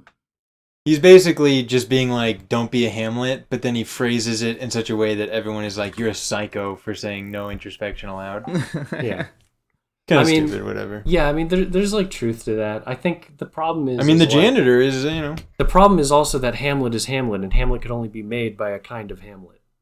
Like Yeah. you can't make Hamlet if like Shakespeare could not make Hamlet without being Hamlet himself. Like living in a cute little Hamlet.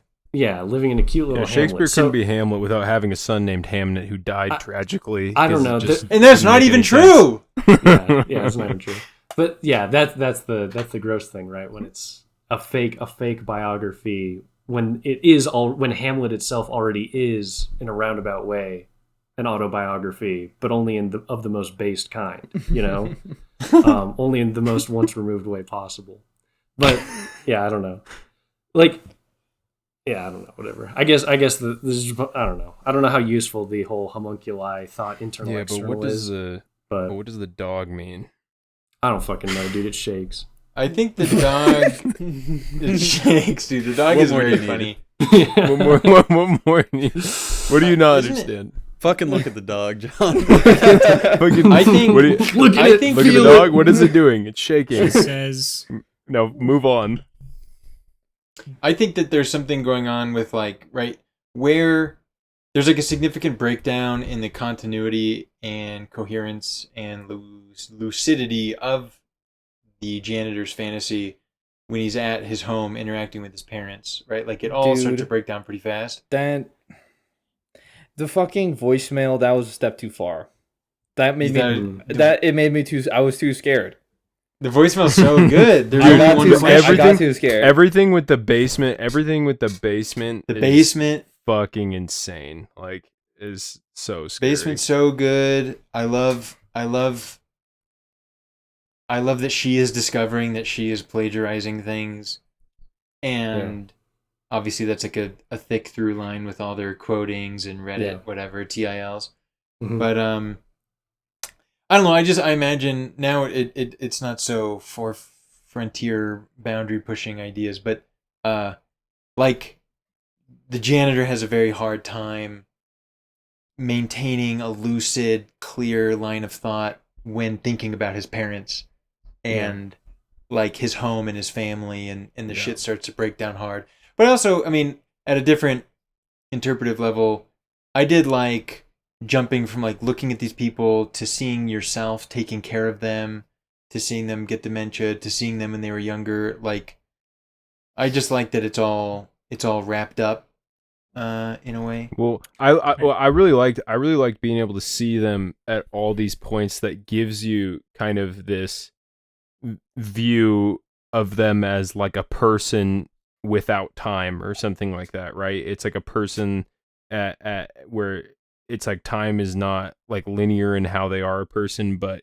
you suddenly are seeing them in different forms. Is giving you all kinds of different sympathies and antagonisms, but at the same time they always remain inaccessible, where it's not like here's like a portrait of a person that makes you like totally understand them, where it's like they kind of remain people that you're kind of, no matter what, it's like even though you become more like closer to understanding them, you remain kind of exterior to them in sort of a way that is, I mean, I don't know, I mean, I feel like specifically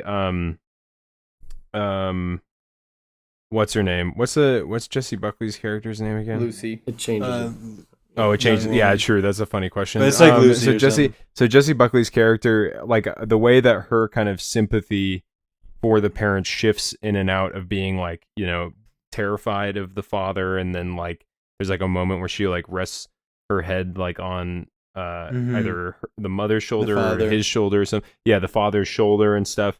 And it's like all of that I feel like is so captures so well like how your view of your parents functions in like just how kind of fragmented it is, and how your sympathies are kind of so temperamentally based, you know, and like, you know, you see your parent do something that kind of reveals their age, and it like, so you have a moment of like realizing how old they are, and then you like get in like some kind of disagreement with them or something, and then realize, and then, you know, and it sparks some kind of feeling of like, you know, how you viewed them when you were younger or something. I mean, it really is just like kind of, I mean, maybe hopefully in a less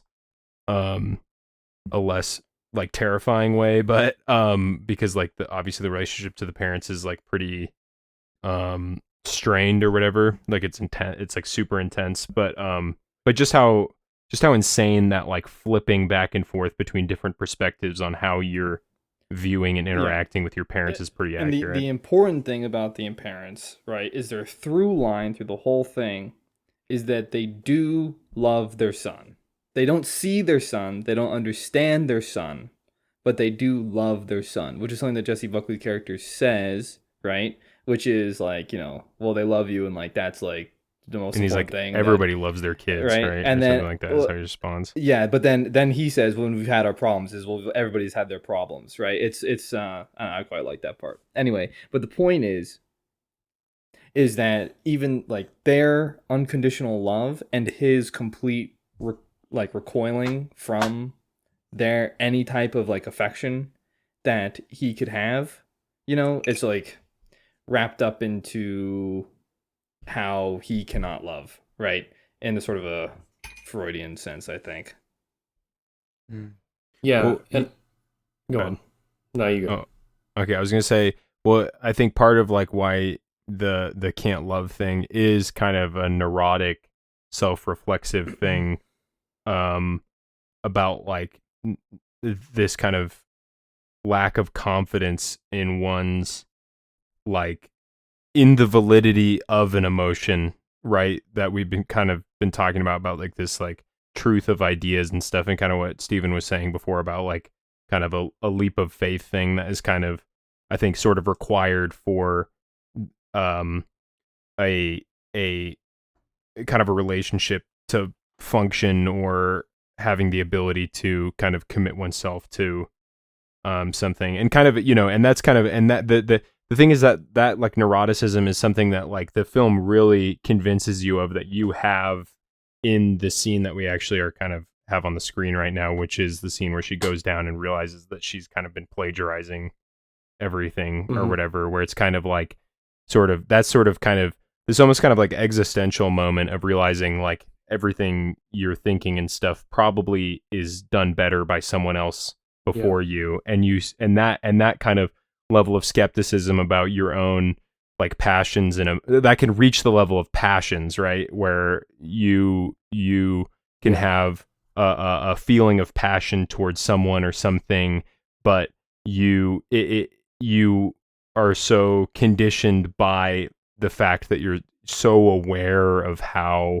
unoriginal everything you do or say is, and how unimportant it is, or something like that, that it becomes that you then question those things, those passions, as being like not yours or valid, or coming from a place that is for like, it's like, why would that be more valid than all the other thoughts, all the other feelings? It's like, why if I'm going to question why, which they kind of like in the beginning of the film, in that first car ride when they're talking, they do a lot of that, where they kind of like they say things about like, oh, of course, like every thought they have, that's kind of those kind of like Reddit thoughts or whatever, and ideas.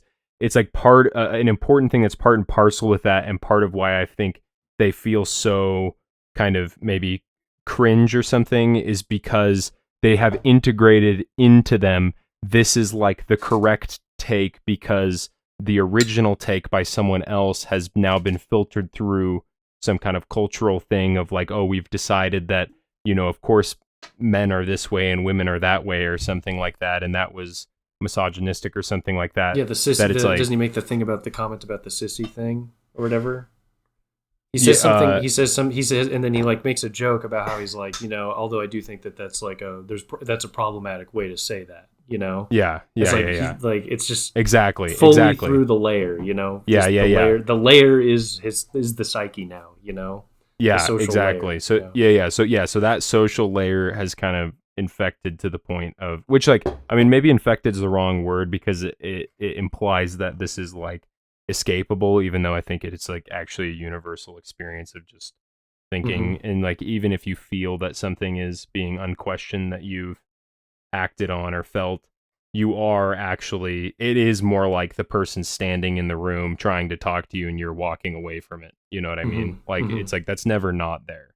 But yeah, there you go.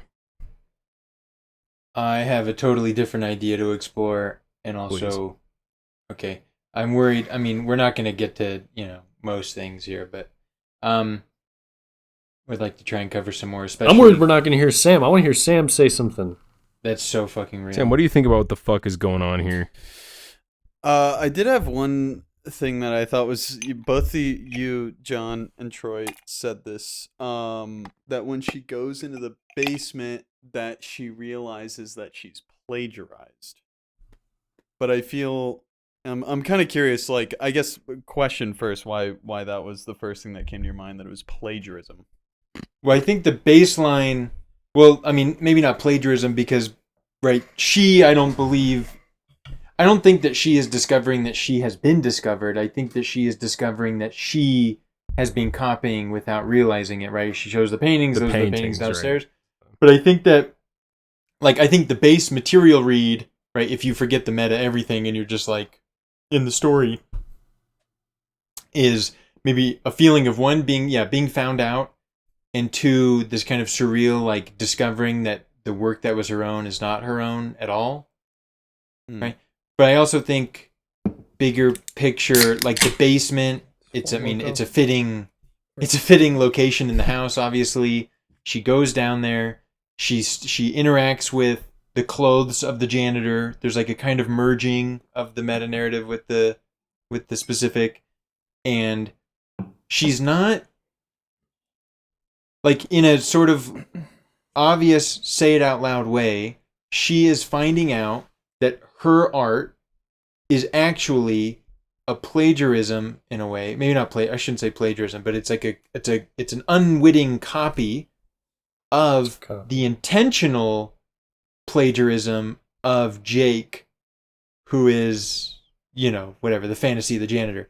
Like I think that she is kind of realizing in some way what the meta narrative is, and I think that leads into the final act where she is sort of behaviorally like knowingly operating as the fantasy of the janitor. And I think when she goes to the basement, she's kind of realizing that she is, in some sense, a product of some idea. And I think that there's obviously a bunch of gender stuff that I thought, if anyone has any ideas, I'd love to hear, because the movie talks about. No, not in this podcast, bro. We're not. No. Not in this podcast. not with these guys. But right, and then right after she's coming into contact with all this evidence to the point that, right, she is unwittingly a copier of a fantasy. She has the call with the sort of external voice, which in the moment strikes me as almost like, getting a call in the Matrix. Like someone at the very outside, the real level, is communicating to you, the fantasy, and, right, is saying, there's only one question. It's time to answer the question, blah, blah, blah. And to be or not to be. To be or not to be, kind of unironically. I was about to say, what do we think the question is? I think there's obviously a suicide thing. That's the question. I think that is the question.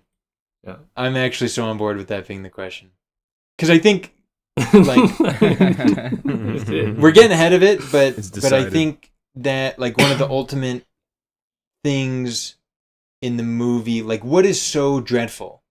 Is it being platitudinous? Is it just thought itself, which I think it kind of is? Like, is it being on the train, which the mom later retorts, to train right to hell, and then Jesse freaks out and she's like, train right to heck, right? But I think that is basically what the dreadfulness is, and the question is to jump off the train or not, and stuff like that. Mm-hmm. But sorry, I just went nutso, man. Gender wise. Hold on, this was Sam's idea. Oh, this is Sam's idea. Sorry, Sam, go. That was just part one. I'm ready for part two. But no, it was just like I that was one of the few moments where I felt like I was grasping onto what was going on, and it wasn't through her eyes that I was seeing that, but more through, like, I don't know, that I felt like I was being told, like, oh, I'm deep in his mind. Not necessarily seeing that situation, seeing the paintings through her eyes and being like, oh my God, like, I'm not, but more just being like, oh my, like, the paintings were his all along. Like, it was more that it was communicating with me rather than me trying to empathize with her and what she's experiencing as she's seeing it. Right? I think that's so true. That's just I didn't view that as a moment where I felt like she was realizing something. It was more like I was realizing it, or that Mm-hmm. the situation is trying to make me realize something about what's happening. Well, I think right. It reaches a certain point with just how meta it's getting at that point that it does sort of like start to, like, you're scared about going in the basement, and then you're in the basement and it's scary. I mean, whatever. It starts to, the things start to bleed, where it's like, I think that what you're talking about is like, depending on exactly how you're sitting when you're watching the film, like, both are true. It just depends on how many layers of it are like actually interacting with you emotionally or something like that. Because I think that's 100% part of what's going on. Yeah, the more that you guys talk about this, the more I feel like I need to watch it again, because it seems like there are so many parts of this. I mean, that being one of them, like the basement, and being like this sort of thing, like you're going like to almost like this deep recess in his own mind, and that's sort of what the experience is like. But like, there was another, sort of what you guys were describing about the conversation with his parents when they're all sitting at the dinner table, and like the dynamic, which that scene should have worked on me. because like there's in some vague sense it's relatable of like the mother's like overt affection and him recoiling from it, and then the father's kind of like distracted, like lack of acknowledgement, both of which I think you guys were saying like is him not being seen, right? Her just playing the motherly part of being, oh, it's so, oh, everything he did was so great, it was amazing, and blah blah blah, and the father's kind of like dismissal, like this like casual dismissal, in these scenes that should have worked on me like on a gut level, but maybe didn't, just because they were like overacted a little bit or something. But again, like as heavy-handed. like they're extreme, it's for sure. Yeah, it's like extreme to the point to where I can't feel like there's any reality being like, you know, there's no contact between this like surreal world being painted and like the real world that we all live in or something. I think well, I actually share that. So I think a lot of the household stuff, while I like it on second, third viewing, I didn't feel very viscerally gripped by a lot of it. It felt more like I was a detached viewer watching it. And I think, I mean, I would advocate for that kind of view where it's not meant to hit. I mean, it can hit. If it hits, that's awesome. And there's a lot of ways in which it resonates. But the way in which it resonates is just kind of like a discomfort. And I think if it's not a discomfort at like an immersive discomfort where you're like viscerally in the dinner scene feeling it, and if you're not feeling it on the discomfort level there, you're still feeling it on the meta level, which I think works doubly, like both are working at the same time, which is just alienating you from the house, right? And kind of entering into this sphere where you can watch the house from a third view, but in reality, that third view is also him during his reflections, right? This is all his imagination, right? His fantasy or something. And I think there's supposed to be a relationship there at all times, right? Where it's like, even if it's not, as long as you're feeling kind of distant from it, it's still accomplishing the goal of making this a distant enterprise when we think about it from the fantasy POV, like from the reflection POV. Because like just being alienated in the house would also entail like things not landing on you emotionally. Like being alienated in the house, it's almost like to reference a movie we haven't all seen, but I think a lot of us have, but like Cosmopolis, which is like there's like one of the most powerful ways to induce horror is actually just a sheer level of alienation and uncanniness, not in like, oh, what's happening on screen is weird, but more like, dude, I can't even get into this. What the fuck? I can't even get in that. So I think it's operating on both levels, and it ideally would have its cake and eat its too. But I think on watching it, one of these reigns supreme for me. So I think on the first viewing, it was more this alienated view. And on the second and third, I could feel a little bit more immersed at various times. So I don't know if this is touching anything you're saying, but this is kind of my reading of the whole it not hitting type of thing, you know? Yeah. The first time I watched the movie was literally too scary and weird. Literally. I was literally too scared. That's awesome. Wait, has everyone here seen it more than once? Or who I've has only seen it once. Hasn't? You've only seen it once. Brody, you've seen it twice? John 3 times, Steven 3 times. Yeah. Jacob once. I'm a oncer. I'm the Onesler. I'm the Onesler. The Onesler. Interesting. The Onesler. Thing. Okay. Should we maybe talk about the ending? And yeah, I was the most mysterious piece to me is what is Tulsi Town? Yeah, I was kind of Tulsi hoping we Town. could actually run through my checklist here Don't have to go of movie, so we can do a little bit of movie explained, for the viewers and see A quick round of movie explained. Yeah, so let's start, and I think it's a great place to start. 'Cause everything else, movie explained, we kind of already did it already, or it's kind of obvious. Kill yourself. Movie explained Tulsi Town. That's a good place to start. Movie explained Tulsi Town. What's Does anyone going on? have any, Shit. what can someone offer? I mean, so Tulsi Town, I mean, Some obviously, bullshit. it's something that Ice feels cream. like it's Tulsi sort of like... Town, obviously. No, I mean, it's something that's stuck, that seems like something like with the aesthetics and the name and the song and everything, and it's always on the radio and like the old car radio and 24 stuff. open 24 hours, even during a blizzard.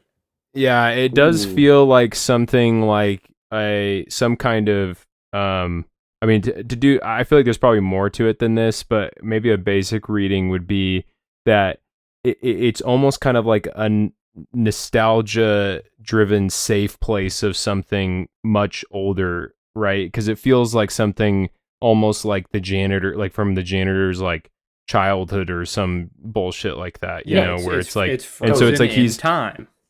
It's frozen in time, and it's available 24/7. And this also kind of adds to this whole thing of like, they start driving home, and he's like, I need something sweet.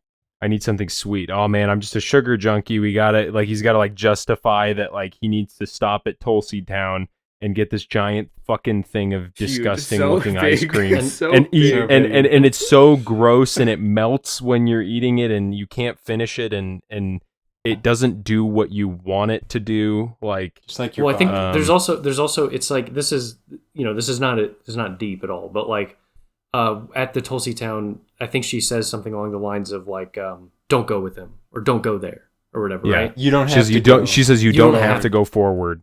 Thank you. And I mean, the way I can read that a little bit is, well, firstly, the obvious sense, like you don't have to go. It's like them, like Tulsi Town as a figment of his wants to keep Tulsi Town alive or something. There's something kind of beautiful about this, going back to like the, memories. Or if you think of the memories with the virus metaphor, where it's like things just want to live,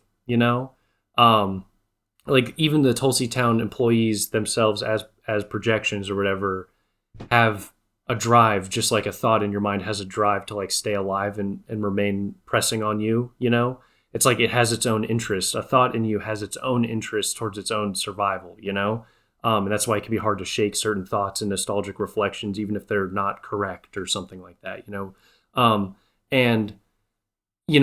there's this sense where it's like, okay, if she goes forward, which is to say, like, in this case, goes with Jake after she gets the ice cream. I mean, in a really bad analogy, is kind of like the Inception projections discovering you're not the dreamer type of thing, because her reality, like because you can read it all as she's taking her equally as fantasy and as living person, material person. Like, I think you kind of want to, for the manifold reading, you kind of want to treat her in both ways at all times, both a real person that exists and also of his mind, a projection. And there's a sense in which if she goes forward, which she does ultimately, in a way, she goes to him in the school or whatever, and she vanishes. She only exists in the old makeup or whatever. She like stays in that realm or something like that. And in some ways it's kind of like the tragic death of her, for her own, assuming her as her own conscious agent or something. But that also culminates in the end of his own life, which is to say, like, her going to the school and being a part of him for this ensemble play performance or whatever, and his deep, the janitor as an old man looking at her and being like, oh my God, like, I lost you. We imagine that's what's going on in his head, right? Like, he's crying as he's like looking at her and saying he's never seen her or whatever, like, in a sense, by leaving the Tulsi Town, like, here's what I'll say this. Tulsi Town, and the janitor, his suicide is a recognition that Tulsi Town isn't there, or like he can't go back. And so he does kill himself, But it is, well, even as I say that, it's a double-edged sword, because I think in a sense he's coming to a profound realization of an impossibility about his fantasy at the end, in kind of a good sense, in the suicidal sense, which is good. He also is going with the pig with maggots, which is also kind of a figment of his imagination, and dying. Yeah, so it's kind of showing a double-edged sword of both, like, staying with the fantasy and leaving with the fantasy. They're both kind of tending towards it's the fantasy. The fantasy is death. Like, it's him realizing that this place actually fucking sucks.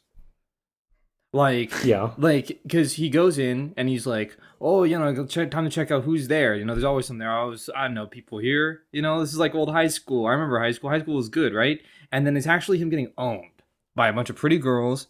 And then there's the one nice one who has a bunch of fucking freak rashes. And also the ice cream isn't even that good. And you just want to dump it. Like, Tulsi Town actually sucks. Yeah. So when they first pull up to it, right, he like can't confront the workers, like he's like ignoring them, and I think that part of that is some kind of thing about this kind of nostalgic thing in his mind that's attached to some like good innocent place, which is why all of like the song and the weird ad that plays at the end is like super uncanny. Is that like it's like the thing that was kind of pure in his mind that he wants the sweet thing from also contains all kinds of nasty things that are inseparable from it or something, right? That like criticize him and like won't leave him alone or something, right? With like, so it's kind of like he's like, you're kind of, as the fantasy continues, when it kind of, the fantasy sort of collapses slowly as he kind of gets more and more desperate for an out, right? So he gets to Tulsi Town, and it's like, it's just kind of fucked, and the ice cream isn't good, and it's scary, and then it's like, so that didn't fucking work, and she like doesn't even like the ice cream or whatever, and then he's like, okay, well, at the school, which like now we're like getting closer and closer to like their the fantasy world kind of matching with the janitor's world, where he's like, well, if we just go to the school, it's cool there. Like we can go to the school and it's fine. And it's kind of like he's saying like, oh, my world is actually okay. Like my world is actually like, it's not that bad.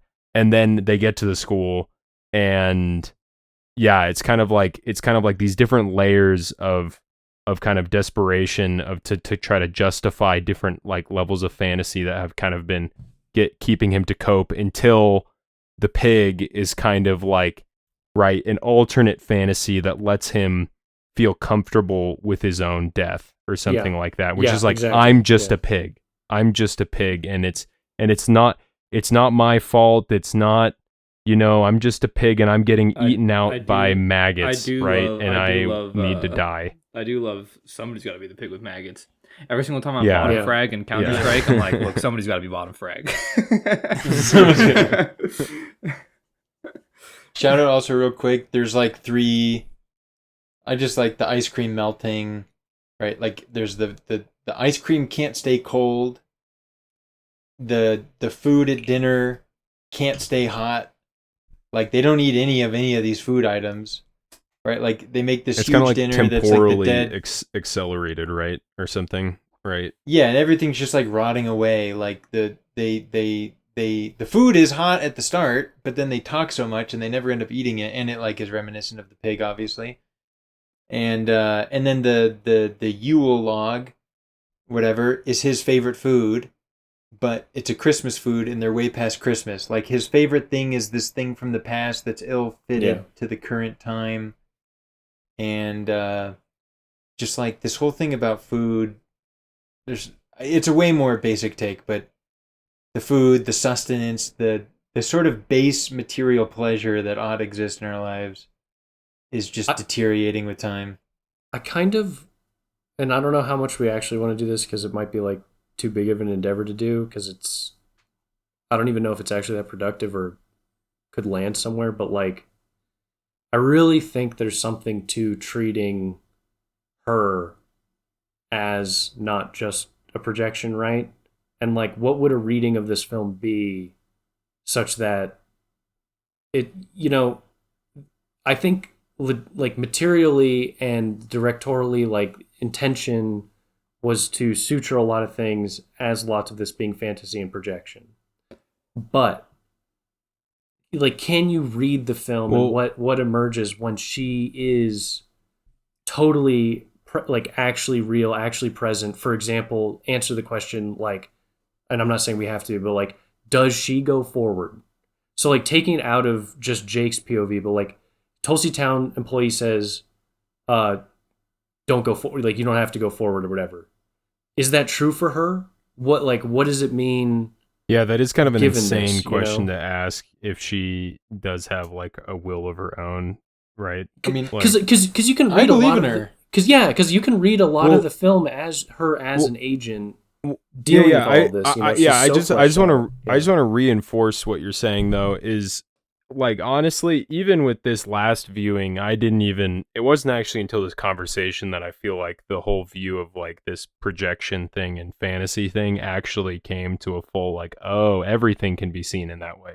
Because honestly, all 3 viewings of this film, I was basically just, I mean, I think, okay, so you said like directorially and all this stuff, like the film is kind of doing all these things to suture that fantasy idea. But honestly, that is true, but how you're kind of viscerally experiencing the film is actually more through her as the subject of the film. So I think that it is kind of, I mean, whatever. I don't actually have any thoughts to carry forward what you were saying, but that is kind of an insane like 2 things pulling at each other to set where it's like kind of like some sort of frame of the reality of the film or something like that, plus how you're experiencing it are sort of at odds with each other. And I don't know, so maybe a third thing emerges from that tension.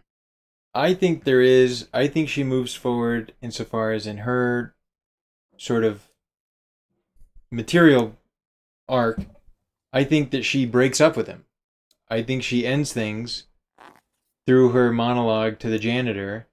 True. Wherein I think you have the sense that they both understand that both narratives are taking place right then and there. Mm-hmm. And I mean, she talks about it in the past tense, right? Like she ended it, she moved on. I don't think that she had this like healthy, thing of realization of like, oh, I'm Reddit and I need to just like follow my heart and be more like Mabel. Obviously, she needs to be more like Mabel, and I think her monologue is a bit more Mabel-esque. But I do think she moves forward, and it's the way in which she accepts what Jake was to her. Right? He was like a mosquito, or what does she say? Yeah, sure, like. Yeah. Right? She's like, it was fine. It was whatever. He wasn't anything. It wasn't a big deal. It's like she's talking about it 50 years down the line, almost like she's the same age as the janitor. Yeah. And I think that it somehow allows for the janitor to move more into that headspace of like, someone's got to pee the pig with the maggots. Like, it wasn't a big deal. Well, it wasn't that Yeah. Wait. It was nothing. He's nothing. Here's another thing, right? Is that scene happens with her, and then immediately we move into the dance sequence wherein the janitor kills him, right? Mm-hmm. And I think that's it's kind of like this sort of violent like dramatization of like, okay, yeah, he kind of comes to the realization that she and him, it wasn't a big deal or something, I can't like what you're saying. And then immediately after, it's sort of like, that's like this dramatic conclusion of like that narrative of that ending of things, which the thing is that she doesn't get killed by the janitor, right? She just kind of vanishes at the end, right? And then, so it's kind of that in one way is kind of, and the first ending to the film, and it's because it's the end of her story, right? Which is this kind of, because the thing is she says all these things about like, oh, it didn't matter, it was nothing, but then you immediately get the dance, which is everything that was beautiful about it, if there was anything beautiful about it, right? Because it's right, and that's. But that is also very clearly, I mean, I'm not to backtrack on what I just said, but that's also very clearly the fantasy of him, but also him acknowledging that he was the imposition in the relationship, right? Yeah, well, that's like a classic, like, oh, I was the problem. Yeah, but it was my you fault. I think you experience the dance section through like a dual perspective though, because it's like, okay, you have this overarching frame of it being the janitor's fantasy on all these things, but how you actually enter into that fantasy is from her perspective, because she walks away from the janitor, we're with her, it's like her story, and then she sees him, and then he sees her, and then they split apart. So it's like, I think that there's like a dual perspective thing going on at that point that it needs to resolve before she kind of exits and it becomes his story or whatever, right? Yeah, but not to be annoying, but like, doesn't it seem like it's actually just, it's like what would I say? It deprives her of agency in breaking up with him. His fantasy deprives her of the agency of having moved on. The dance recital does, the dance movement, because the movement is not her leaving him at all. It's himself. Like, they were gonna get married, but then I fucked it up. Right? We were gonna get married, true. But I fucked it up, type thing. That's kind of like, that's roughly the conclusion of that arc. Well, okay. So it's wait, not. So I just want to say it falsely.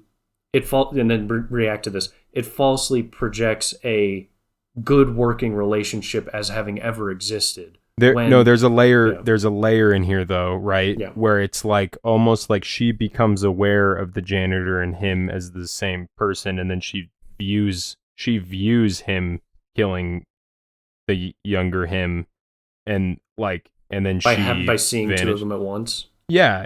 So I think that's, so I don't, even though I think it's both ways. I think it's what you're saying, where it is kind of like this sort of this idealized narrative to, but at the same time he understands that he's both, right? So it's like he sees himself as fucking it up, which is essentially true in no matter from which perspective, in some way, right? It's like, because he can't, back to that thing we were saying about the like inability to love, inability to like kind of suppressing his ability to love by criticizing it like all other thoughts or something like this, right?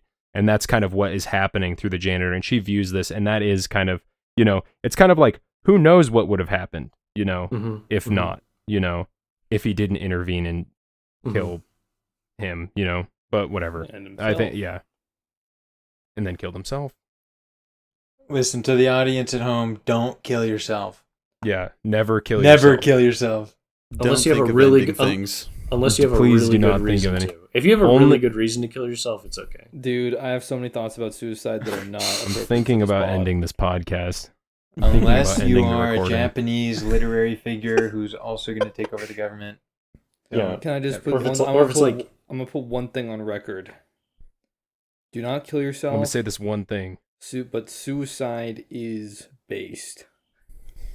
I think it can be based. I feel like I really want someone to commit suicide if an alien is like holding a gun to the world's head, and it's like, either you kill yourself or like I blow up the whole planet. So that would be based. It's I was gonna say the exact same thing.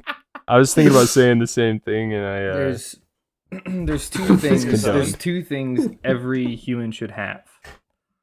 Okay, enough money to live for a year, and a loaded gun. Okay, real. Now, the enough money to live for a year is to make it so every time you go to work, you think to yourself, you know what? I could just leave if I want to. I'm not trapped here. I don't have to be here. True. I don't have to be here. You don't have to be the janitor. I could leave if I want. So when you go to work, just think, okay, I'm here because I want to be here for whatever the other reason, right? I could leave if I want. The loaded gun is the exact same thing. Every day you choose to live, it's because you can kill yourself whenever you want. You're making the choice here and now. You're deciding to live. What are you going to do? You're not living just cuz or because whatever. You can kill yourself right now.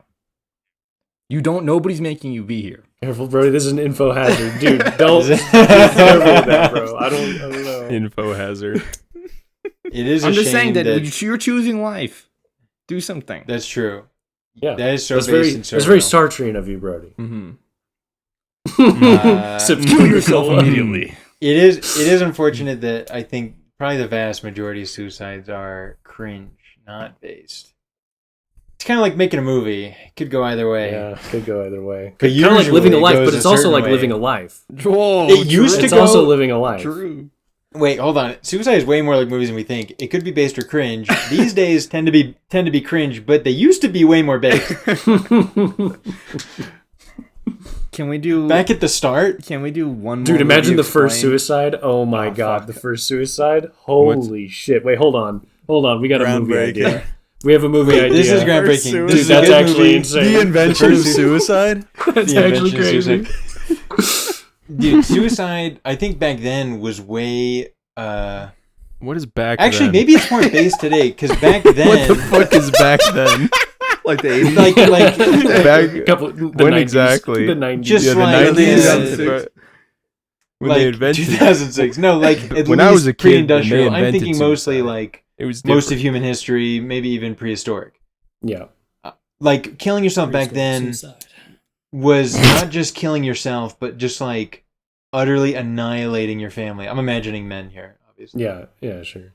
Today you can kill yourself on purely like abstract grounds, and Mhm. you can that's like that could be based. Back then if you kill yourself, it's like you're just like totally fucking over your community. Unless you are like an elderly, decrepit person who's only holding your community back. Yeah, or right? you're like and that's like the that's true. traditional like, way of mentally committing suicide. Have an issue. Or a Japanese warrior. Yeah, or if you're just a suicidal freak and just by being in the world, you're making everybody afraid and sad. So killing yourself is actually helping everyone out. Unless you're Kaufman, Yeah. a suicidal freak Can- making everyone sad. Before we wrap up, or Freak. before we do stuff, I just want one more movie explained. One more, What? Go if I ahead. can Whoa, get that. yeah, The yeah. last Whoa. movie explained, okay? Which Speed is round. after it's all said and done, okay? There's a little award ceremony with the fake Oh, old true. makeup. Beautiful Mind. Okay. Mhm. What movie explained? Go ahead, explain that. I don't get it. I'm the viewer. Beautiful I'm talking to the Mind. viewer. I know. I get it. I'm just talking. The viewer doesn't get it. Do you get it, Brody? You should explain it. I'm the viewer today. You got Beautiful Mind. You got Oklahoma.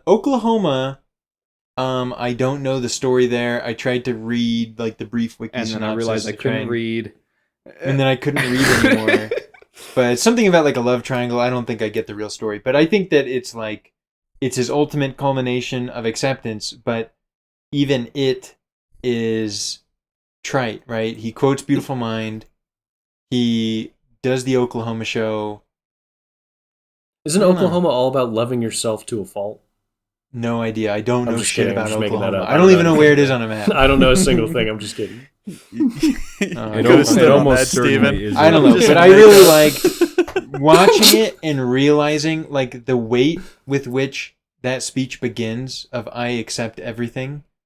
And like it's a Beautiful. classic dual moment of like platitude meets wait, actually kind of true.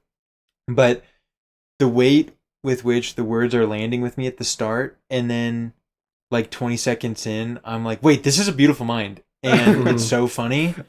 Is just such an excellent moment. I really liked it. I don't know what it means exactly, but I loved it. I do want to win an award after this movie. I just That's want true. to have, I want to do an acceptance speech so bad. God damn, that's so fucking awesome. I would love to do it.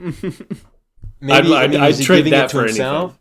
Right? We all want at the end of our lives, I love Beautiful Mind, for all the struggles and difficulties to culminate in a grand acknowledgement of being seen and being appreciated. And the way that she looks at him is with, I mean, it's the only time anyone in the movie looks at anyone in a way where it's like, I accept you, I love you, I understand you, I support you, yada yada. And obviously we all want that, and none of us will get it. You will fucking die. You're telling me now. You're for the so first dead, time. bro. It's so There- Bad I mean, news, I don't- fellas. Is there something? Because is there a more, not necessarily like positive, but I feel like is there a more like complex read that isn't just him living out this perfect fantasy where he gets exactly what he wants? Because something about the actually, never mind. I think that's just right. The more I think about it, I don't know. It is. the- I It's think beautiful. It's about the janitor being a cinephile, and he's Kinda he real. saw He saw Kinda a beautiful real, mind, actually, yeah, and he was yeah. like, "Damn, I really want that for myself." Yeah, That's that's actually literally- true. Yeah, true. I'm a hashtag Yeah. nothing janitor. Yeah. Yeah. Fuck my that's janitor true. life. That's true. I It's do true. think it's a beautiful ending. I think it's nice, but I do think that there is I think it's harder to find the ultimately you can see how the closest thing I get to the ultimately beautiful optimistic note is just in the negative. And I think that that's what is really there is the ultimately just so extremely devastatingly sad cringe. Even in his grand moment, he is just Yeah, and his grand reciting moment of bullshit dying. he's seen in A Beautiful Mind, and he's just killing himself, and it's so trite and nothing. But that's also it's a nothing why. Chungus life. But A it's also Chungus why life. but it's also in the negative in the sense don't kill yourself. It's cringe. Exactly. So I think in the negative, your it's there suicide for fantasy sure. is cringe. Yeah, your suicide fantasy. Yeah, your suicide fantasy is cringe. Everything is screaming at you, kill yourself. Dude. And look, when you do it, you think that you're doing this grand, beautiful, get off the train award moment. You're not. You're But you kind of still are just because it is kind of reciting. based. It is kind of Well, based it's- though. Well, yeah, It's you a little think, bit- but it's there is double. something- It's both, right? Well, Well, it's the acceptance is based. right? There- But yeah, you're there actually killing is yourself in a something- cringe human way. In a cringe yeah, janitor yeah, Chungus yeah, way. yeah. I mean, there is. I mean, it's an inescapability of the trappedness, right? I mean, what you Wait, said that's about so true, Brody. the first lines being that you really felt it. I accept everything, Mhm. it is powerful. It's very good. I really love that line, and then it's all a farce. But the farce is based. I mean, it's it is. Yes. It's trying to be both at once, and it's Yeah, because I think know? his performance is this really weird combination of being super uncanny and kind of hard to watch, and also you feel it during that whole scene is kind of oscillating between you really feeling damn, this is so real, so true, and what the fuck is going on? What is he this is hard to watch, and I feel that's it's sort of like a speed run of what you've been feeling the whole film. yeah, And also at the end there is something so sick about how it fades to that blue. yeah, dude, I love that. Which is interesting, Fade kind to of blue. which is an interesting moment,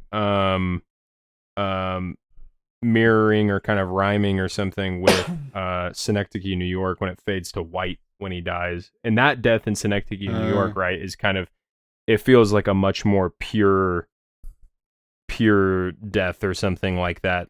Versus, I don't know, this one is more heavily mediated by his own, I'm gonna go out in the only way I know how, which is through this kind of insane fantasy that can make Yeah, it it's happen, it's well, it's also a Blue Velvet moment where it's except not in the sense we go on despite, right? It's we kill despite being self-aware of everything. You fade to blue, it's almost like the birds. It's like the mechanical birds chirping at the end of Blue Velvet. It's this was fictitious, but you did it nonetheless, But that is the thing. That's what we're condemned to, in not just just whatever in social society or whatever, where people consume any media, not just film or whatever. That's just a language thing or something, fantasy and language thing. Yeah. But then I also want to point out something that Troy pointed out during this Synecdoche, New York podcast. It's not a fade to white; it's fade to gray, which is kind of interesting. It doesn't fade to a nice bright white; it fades to kind of an awkward gray color. Fade to gay. So I don't know. It's a little Fade to between. gay. It's a little between somewhere. Also, Kaufman once again. By the way, Troy, you mentioned the gender thing. I just want to say, we're not going to do the whole thing. The gender thing, absolutely for sure here. Sanctity, New York, gender thing and homosexuality thing, extremely important. Mostly gender, the swap into gender, but also gay, I guess. But then this one having he's literally. Well, definitely a gay thing. He is lesbian daughter. He is more she is more developed than he is in a way. She Yes. some he's able to be her more than himself, and specifically it's important it's a her, and there's something to that. I don't know. But I don't know what that to makes do the with it. ending kind of insane too, with her applauding him. Yeah, watching him, yeah. Where it's he is playing out this thing where he's being a character and doing this kind of awkward performance, and there's something, and then she as some kind of, he's able to occupy her more fully or something, and she can be more complex because it's like removed from some aspect of him that he's like, he has to be too neurotically self-critical of or something, but he can kind of live through sort of more complex person because has to be separated from himself or something like that. She looks at him and appreciates him for all that he is, and that's not just a fantasy in that frame, right? That's not just a fantasy. That's kind of like an ability to recognize actually what is like good about himself, and not just like, oh, that's, oh, wouldn't it be nice if she did do that? I don't know. Maybe it is just that. To throw in just a little I don't know. smidge of a thought. I mean, that just did undercut everything. I don't know. Like, I don't know. As I I'm don't know. live reacting to what you're saying. I don't know. Live react. Quick smidge of a thought. I think there's also something about like the struggle to, like, the truism is, you die alone, and there's like an obviousness to that, but one imagines that people seem to not die alone all the time, or like you will somehow maybe not die alone in some meaningful way, right? Like there's the literal obviousness of it, but in some more true way you won't. And I don't know, something about that comes to mind about him, right? Kind of giving his suicide speech to an audience that is accepting and loving, and he's so not alone, he's so seen, and just as he said to her, I see you, I accept you, whatever, right? But that this is kind of, there's no one really there. It's like, these are, the characters of his mind that he projects onto and whatever, and I don't know, it kind of makes me think like if I'm on my deathbed looking up at my wife or my child or whatever, it's like there's some, this is more of a black pill note, but like there's some maybe inescapable way in which the way in which I feel seen by them, or the way in which I feel not alone, is kind of just another way of me like being seen and in the presence of someone that I have kind of made in my mind, right? It's like they're my son, they're my wife, they're this character in my thing, right? And it's but that's true that it comes to an apogee in death, but that's just true about everyone all the time. That's true, right? Always. Right? Yeah, I've seen Life of Marionettes. I know what you mean. Yeah. But it's just so, it's so fucked, dude. It's all so fucked. It's so fucked. This dance scene was not fucked. Was this dance scene was beautiful. Jacob is just like, of course, this is what it comes to. It's all fucked. You guys are missing the point. It's all fucked. Don't you understand? But it's not fucked. It's not fucked. It's not fucked because the dance scene was beautiful. What do we being think? Seen is awesome, dude. I like being seen. And I'm okay if it's a fantasy. Seen. I like movies. So I'm okay with fantasy. Yeah, I can't wait real. to crush clips 1 through 10 of an actual, maybe watch a little bit of Notting Hill clips again. I've been loving those. Dude, Notting Hill is so great. Just get me really juiced on love again. And just sitting in that fantasy. Dude, Notting Hill is not a good fantasy. And then, I remember when I was in middle school, I used to fantasize. Elementary school, I used to fantasize about playing guitar for my crush in a school play and really wooing her in that moment. Yeah. That kind of stuff. Yeah. And that was because I watched too many movies, and it never happened. And if it did, thank God it didn't. It would have been cringe. What? No, it would have been based. Thank God it didn't. It would have been amazing. Okay, wait. I think we're heading into a wrap-up phase. It's quite late for podcast member Sam. We never discussed the pig. Oh my God, true. Oh my God. Maggot pig. We never. Guys, the fucking pig. Somebody has we to be never Bob Frag. even we never even touched the pig. Dude, we did kind of. I touched on the pig. We talked about the pig a little. Someone's got to be bottom frag. Someone's got to be Can we bottom touch frag. the pig? Yeah, we mentioned pig, but You're we didn't just a actually pig. touch the pig. We may have looked at the pig. I don't think we touched it. True, we did not make You contact. did a sidelong glance at the pig. Sidelong. Half touch. separated by a thin No, veil. he is the pig, and the maggots are just like life, bro. He's just fucking, and so he has to accept that he is like the pig. Dude, someone's which got to is be a also pig. not You've true, got to but- accept that you're the pig. But that's the and that fantasy. isn't it. Brody No, in the no, Counter-Strike no, game no. saying You someone need it. has to be bottom frag. That's just his stupid bullshit fantasy. Bro, you should be top I frag. know that's the point. That's the idea. That's the idea. That's what Yeah, I'm. don't Thank you, be the Steven. pig. I know I'm not supposed to be bottom frag, but some Yeah, but look, but somebody's got to. Steven. Thank you, Steven. Might as well be me. Might as well be me. No. I'm not doing anything anyway. Fuck my nothing. I'm not doing anything. I'm throwing the not doing anything flashbangs. I'm anyway. getting assists. Dude, I'm giving intel. a funny game we would play when we were driving on the road on like the freeway was like, what type of driver are you? Are you like entry frag? Yeah. Like, are you entry frag? Are you assist? Are you support? Are you support driver or an entry frag? I'm a baiter. Kind of. You're a baiter. Yeah, you're a lurker. I'm a I'm a lurker. I big hate time back baiter to back. lurker. Jungle. Yeah, jungle. Jungle. Top lane driver. Driving off the road. Jungler. Okay, as we head into the closing /thing, I feel like obligatory. What do you guys say? Obligatory or obligatory? I say Obligatory. Whatever. It's all just. Obligatory. It's all fetish. Yeah, pronunciation It's is all- mostly a fetish, except for when it's really stupid. Can you unpack that? It's all just Fetish. different ways of pronunciation. Obligatory.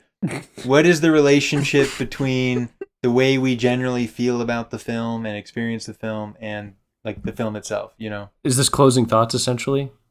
Well, I'm just saying, like, this is classic wrap-up type stuff. Like, you can't. I don't want to go to the end of the movie without talking about the interplay between us as the viewer and the content of the film. Obviously, even more so than most films. Like, we are looked at, we are talked to explicitly. The fourth wall breaks.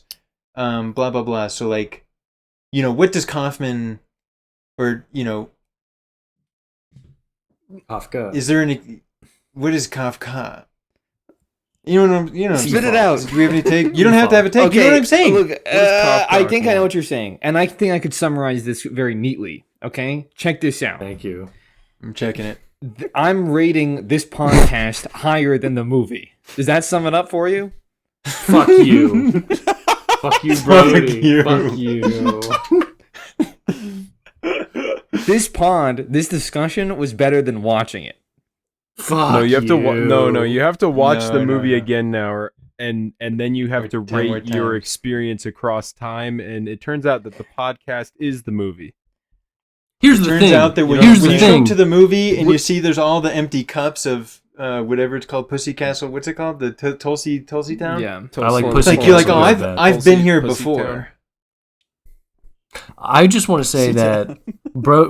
While I respect and appreciate Look, what that's Brody just her. said, She's Brody- brain- what Brody just said is based, but this goes back to like my opening thoughts, which are that because this film was willing to write what it wrote, give characters expression to views relatively directly.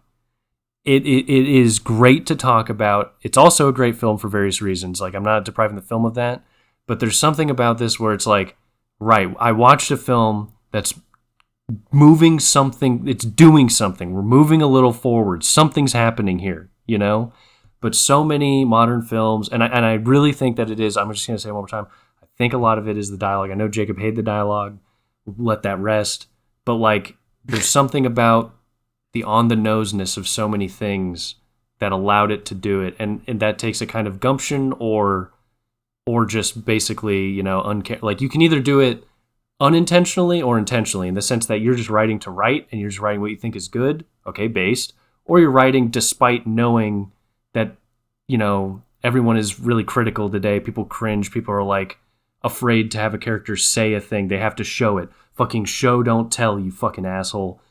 Fucking tell it. Tell the damn thing, and let us hear some people tell some shit to each other. It doesn't have to be everything, but let something be told for once, you know?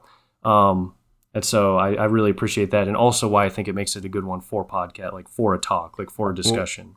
I also want to say, though, in that show don't tell just whole idea, though, is that there is some pretty fucking insane things going on with like cinematography and editing at points that are helping stitch together and allowing him to do those crazy jumps in dialogue. Like one that really sticks in my mind is like right before she does the bone dog thing, monologue.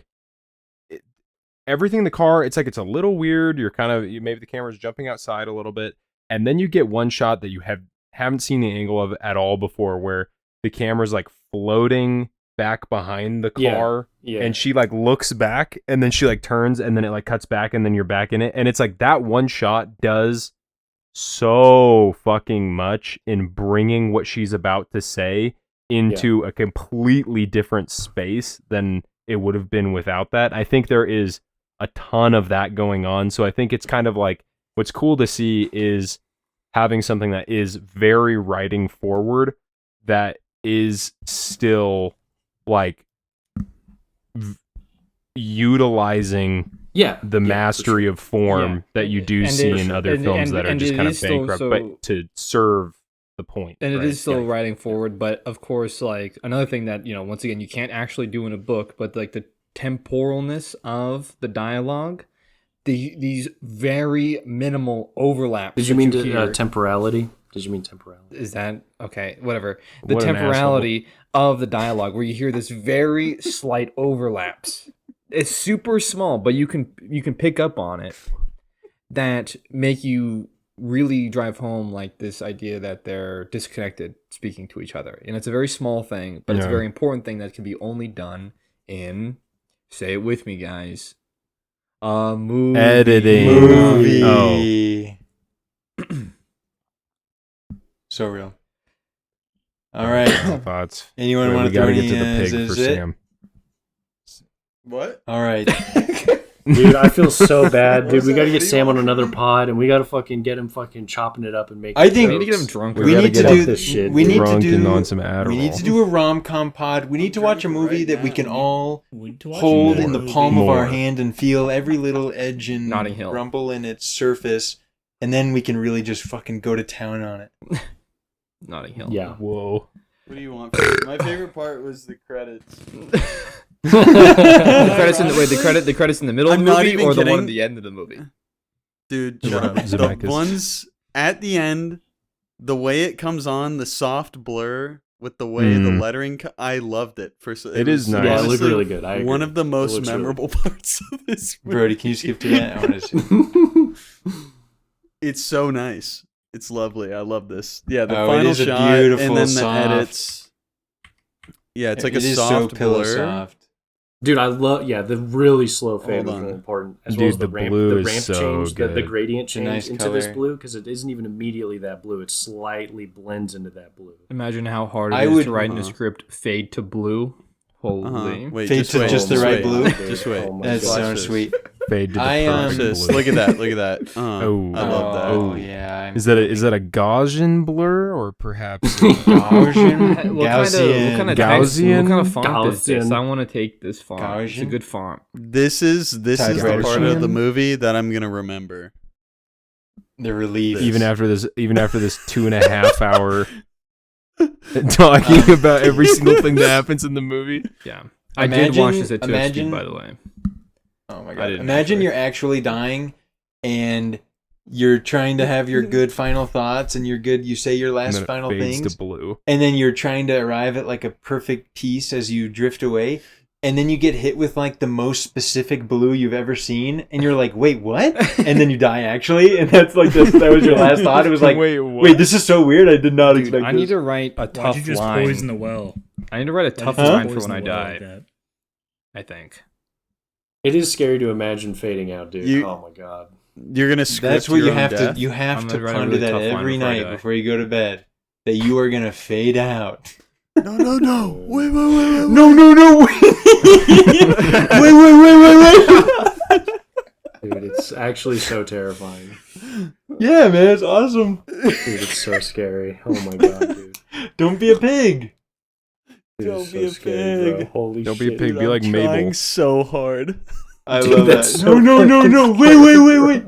I need to say something. Okay, let's cut I have this. something. Wait a second. What does he say? I need to say something. Final Something rating. to tell you. Okay, Not final crush the ratings. Brody. Samir, I need to tell you something. Redeem. You die and see an Indian. You die and you see an Indian. Do not redeem. No. And it's not even like that's heaven or hell. It's just the last thing you see is like this Just a superimposed quick image. Indian guy cooking something for you. No bloody wait. Yeah. Okay, I'm giving Brody. I'm giving it 3.8.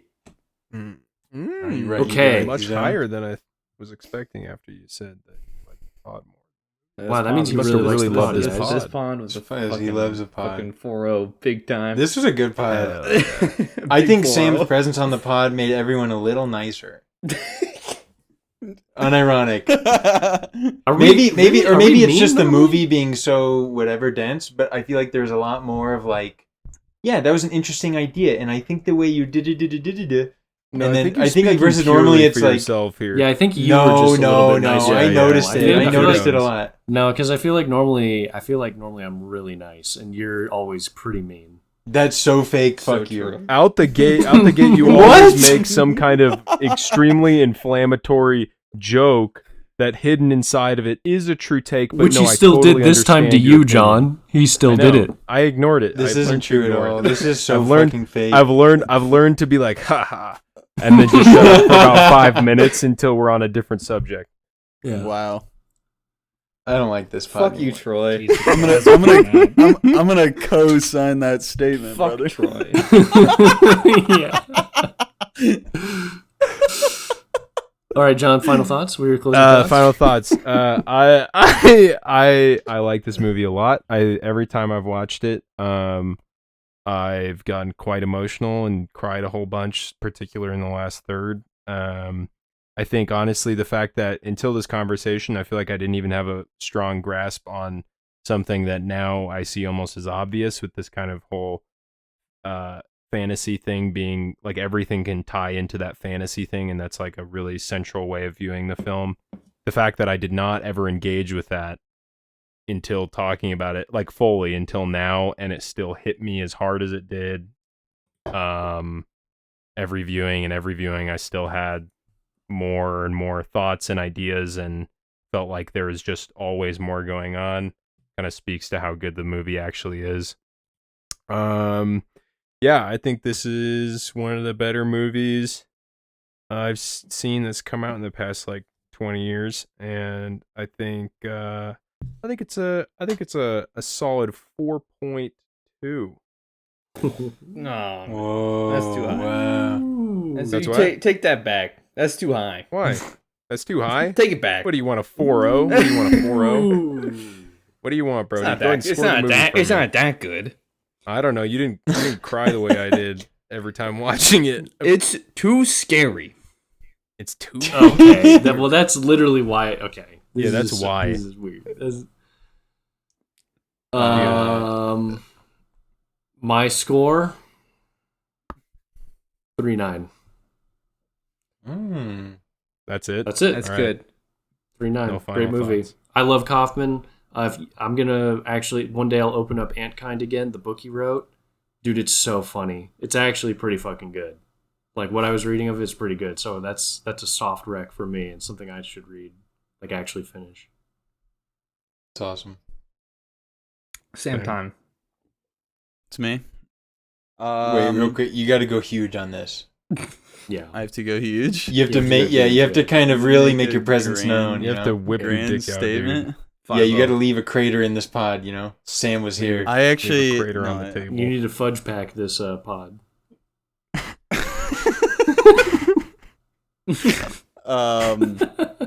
I'd whip my dick out if the audience could see it. But We can find a way. Yeah, I we can. Yeah, the I'll thumbnail. manufacture. Yeah. This goes I on was have to YouTube, bro. You pee can hook it really up. bad. What, the video too? Well, I mean, this goes on YouTube. Whatever you want. Brody can do Whatever anything you want. dude. Can you just put me the whole time? Yes. You're just doing this for like an hour. We'll use sonar just to rocking image your back and penis forth. and put it in the Listening. audio. Okay. Final thoughts. It's funny because like this is the kind of movie where thinking about it after the fact can move the needle, and even this conversation has moved the needle for me, but I won't let it, because I won't forget the experience of what it was like to watch it. Which I think was just so like I like Kaufman a lot, and there's a sense of like when I started it that I have a trust in him or something, that he's trying to tell me something important or something useful. And I think even through this conversation, I've started to like grasp at some of those things, and like things that are very relatable and like should have just struck me through my heart. But the reality is that they didn't, unfortunately. And for that reason, I'm going to give it a 2.5. You fucking, All right. fuck. Brody's so I'm so That's stoked fucking on that. Yeah. Brody, what did you give it? 3.8 or 3.7. Yeah, 3.8. Okay. 3.8. All right. I just love haters, and I love his. I thank you for your honesty, Sam. Thank you for your honesty. Are you Your calling me a honesty. hater right now? Give it a No, 2.8. You think I'm hating? No. Sub 3. Look, we hate told you to- activated. Uh-oh. Sub 3 is not hate. Sub 3 is 2.5 is right down the middle. Well, you should talk to John about this. He has a very like universal score theory that he thinks No, I everyone should don't. subscribe to. Yeah. Like I said, I don't have a room score temp, theory. at room all. temp, Stop this. resting heart rate. That's a Okay. 2.5. Resting heart rate. Damn. Jacob time. Until those blurred credits. This movie ruined my life. And Shit. this podcast episode also ruined my life. No. And I'm refusing to score the film. This is your first ever, dude. This is a pod first. You can't do that. Dude, come on. Oh my god. Jacob, we're sorry. Come on, put it. Give us something. Can you at least score the podcast? Please score. No, score something. Can you score us all as friends individually? Can you give us a number? Can you just start saying numbers? What? Oh, that's it. All right. Oh He my stands by it. gosh. He stands Damn. by it. Now that's a Okay. crater. That's how you make now it. That's a that, crater. Now that is a dent. If I could speak to the smidgen of truth. That's an If I- impression. If I could speak to the smidgen of That's- truth that's in a Jacob's great final act of revenge, I'm sorry. And I mean it. I shouldn't have done all that talking about fading out. I like this movie. I like it quite a bit. I think it's just like the Bologna. Is it the Bologna thing, or maybe I just confuse it with Bologna? The thing about monks and how reassuring it is that they're out there. That's DeLillo, yeah. But it's DeLillo. Not, yeah, it's nuns. Christian. Nuns, whatever. Noise. Shut up. It's my turn. So shut up. Anyway, I really like that this movie exists. I like that it's out there. It's nice that someone's doing it. And, I think ultimately one ought to come away with a positive, never kill yourself type attitude. I'm giving it a 4. Wow. I'm really persuaded. I'm really persuaded by the 3.9 because that is more in line with my experience of it at the time. But if I'm going to stay true to my 4 equals must watch, then I think it's a 4. Okay. Damn. And that's an expression of faith a little bit too, because I'll watch this a couple more times at least, and Faith-based score. this is a faith-based. You're faith-based taking out a scoring, loan but- on a future score. Collateral. All right. I do think we should do like a really nice, tangible rom-com that we can really sink our teeth in. Just eviscerate. Yeah, No, love. No. Is this for me? No. We've No, been he talking. talks about I've this been trying all to the push. time. This is I've been this is the pushing for same- About Time This pod. isn't a soft launch. This is a hard launch. Every This is time the at hard end of bag. goddamn podcast. I have been begging us to eat out some rom-com movie on pod, Yeah, and it just eviscerate. keeps not happening. Well, I'll tell you what. Something Eating out of that the rom-com. Oscar pod taught Oscar's me pod was sick. was like, dude, it's so awesome for all of us to just lay the fuck into a movie. You know, like, while it's fun to be like nuanced and like talk about the ideas of a film, dude, just watch some shit and be like, yeah, that fucking sucked. And we all just talk about how fucking it sucked. It's so fun. If you find a great movie where talking about why it sucks is actually so interesting, like it was for a lot of the pod or the Oscars thing, Yeah. that Everything fucking everywhere all at rules. once. Everything over, yeah, that is one of our better pods, and the whole thing is us tearing it apart. Yeah.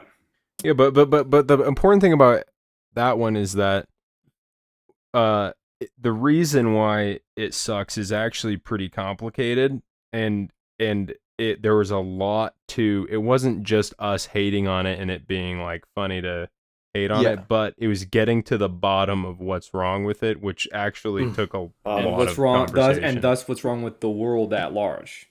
Yes, and in a way, okay, well, this is what I'm saying. I don't want to do, Notting Hill. That shit's just that's just obviously insane. awful. There's but a mental About illness Time- simulator. About Time is a So perfect. I think it's like because it's actually it works so well, but it's also so fucked. I feel like About Time has been too. Too hyped Here's up. what I want. Whatever. I want to talk about. I just I want to. want- It'd be nice to talk about something we can really get our hands on. I want Sam to find a movie that he loves. Yes. And we should More than anyone else. In that Tell all of us you to hate. watch So it. true.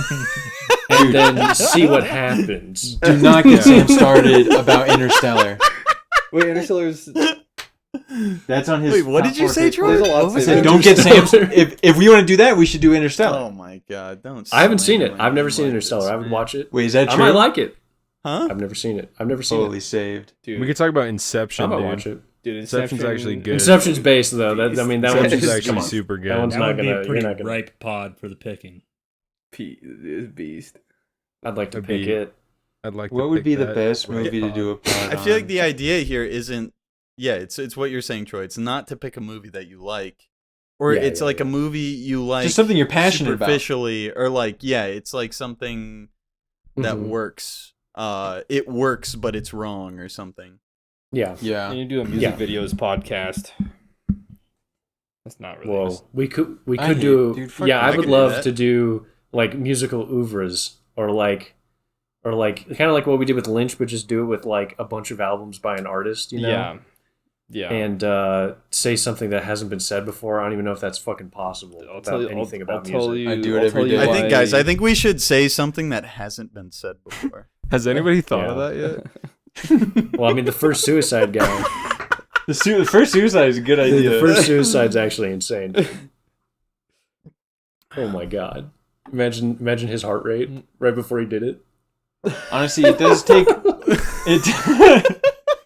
It kind of takes balls to make a movie like this. I'm thinking of anything. Like, imagine making a movie that actually is pretty in earnest, in some way, like speaking to the validity of suicide or something, and actually putting that out and being like, yeah, so you know what I mean? I feel like I would be too. Your move. I'd be too what? Your move. Do you know what I'm saying? Like I would. Wait, can I you would. say it again? That's what it probably- says. The end credits, it blurs, and I then mean, it I says, wanna like, believe- directed by Kaufman or whatever. It says your move. Yeah. I'm saying that while I want to believe in myself and my integrity and arrogance and etc., in reality, I would be pretty freaked out about putting together this like pretty lofty, sophisticated suicide, like all this stuff, and then you put it out and you're like, "Fuck! Like, am I gonna actually commit someone to kill themselves? Like, this is kind of scary." Dude. I mean, you could do I mean, you can cheat and just make it a tragedy. It's gonna be. It's gonna be. But But if you suicide really by believe in the confusion. validity of suicide, I guess you're not worried about. I got that. some fucking serious fucking. I just goblin bet that he masks doesn't really feel talking that. to me shit right now. goblin masks. I think it's okay. Well, Well, thank Okay. you, listeners. well, for that was making it to a the great end of our podcast. That was a good guys. pod. 2 hours and 50-minute long podcast. Never Was it kill really, yourself. dude? We keep doing this. Was the movie explained? Maybe. Is that why you clicked on the podcast this time?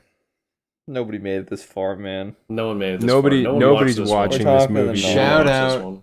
Shout out to Brody for the epic thumbnail you saw before you clicked on this video. And the fucking hilarious description that keeps you going. Subscribe to the Tune Patreon in if you next want to see us touch the pig. Yeah. Yeah. You want to see a video of us touching the pig? We're gonna touch the pig on live in about a week from now. just a live stream of a pig that we're about to touch. All right. Goodbye. Bye bye. Bye.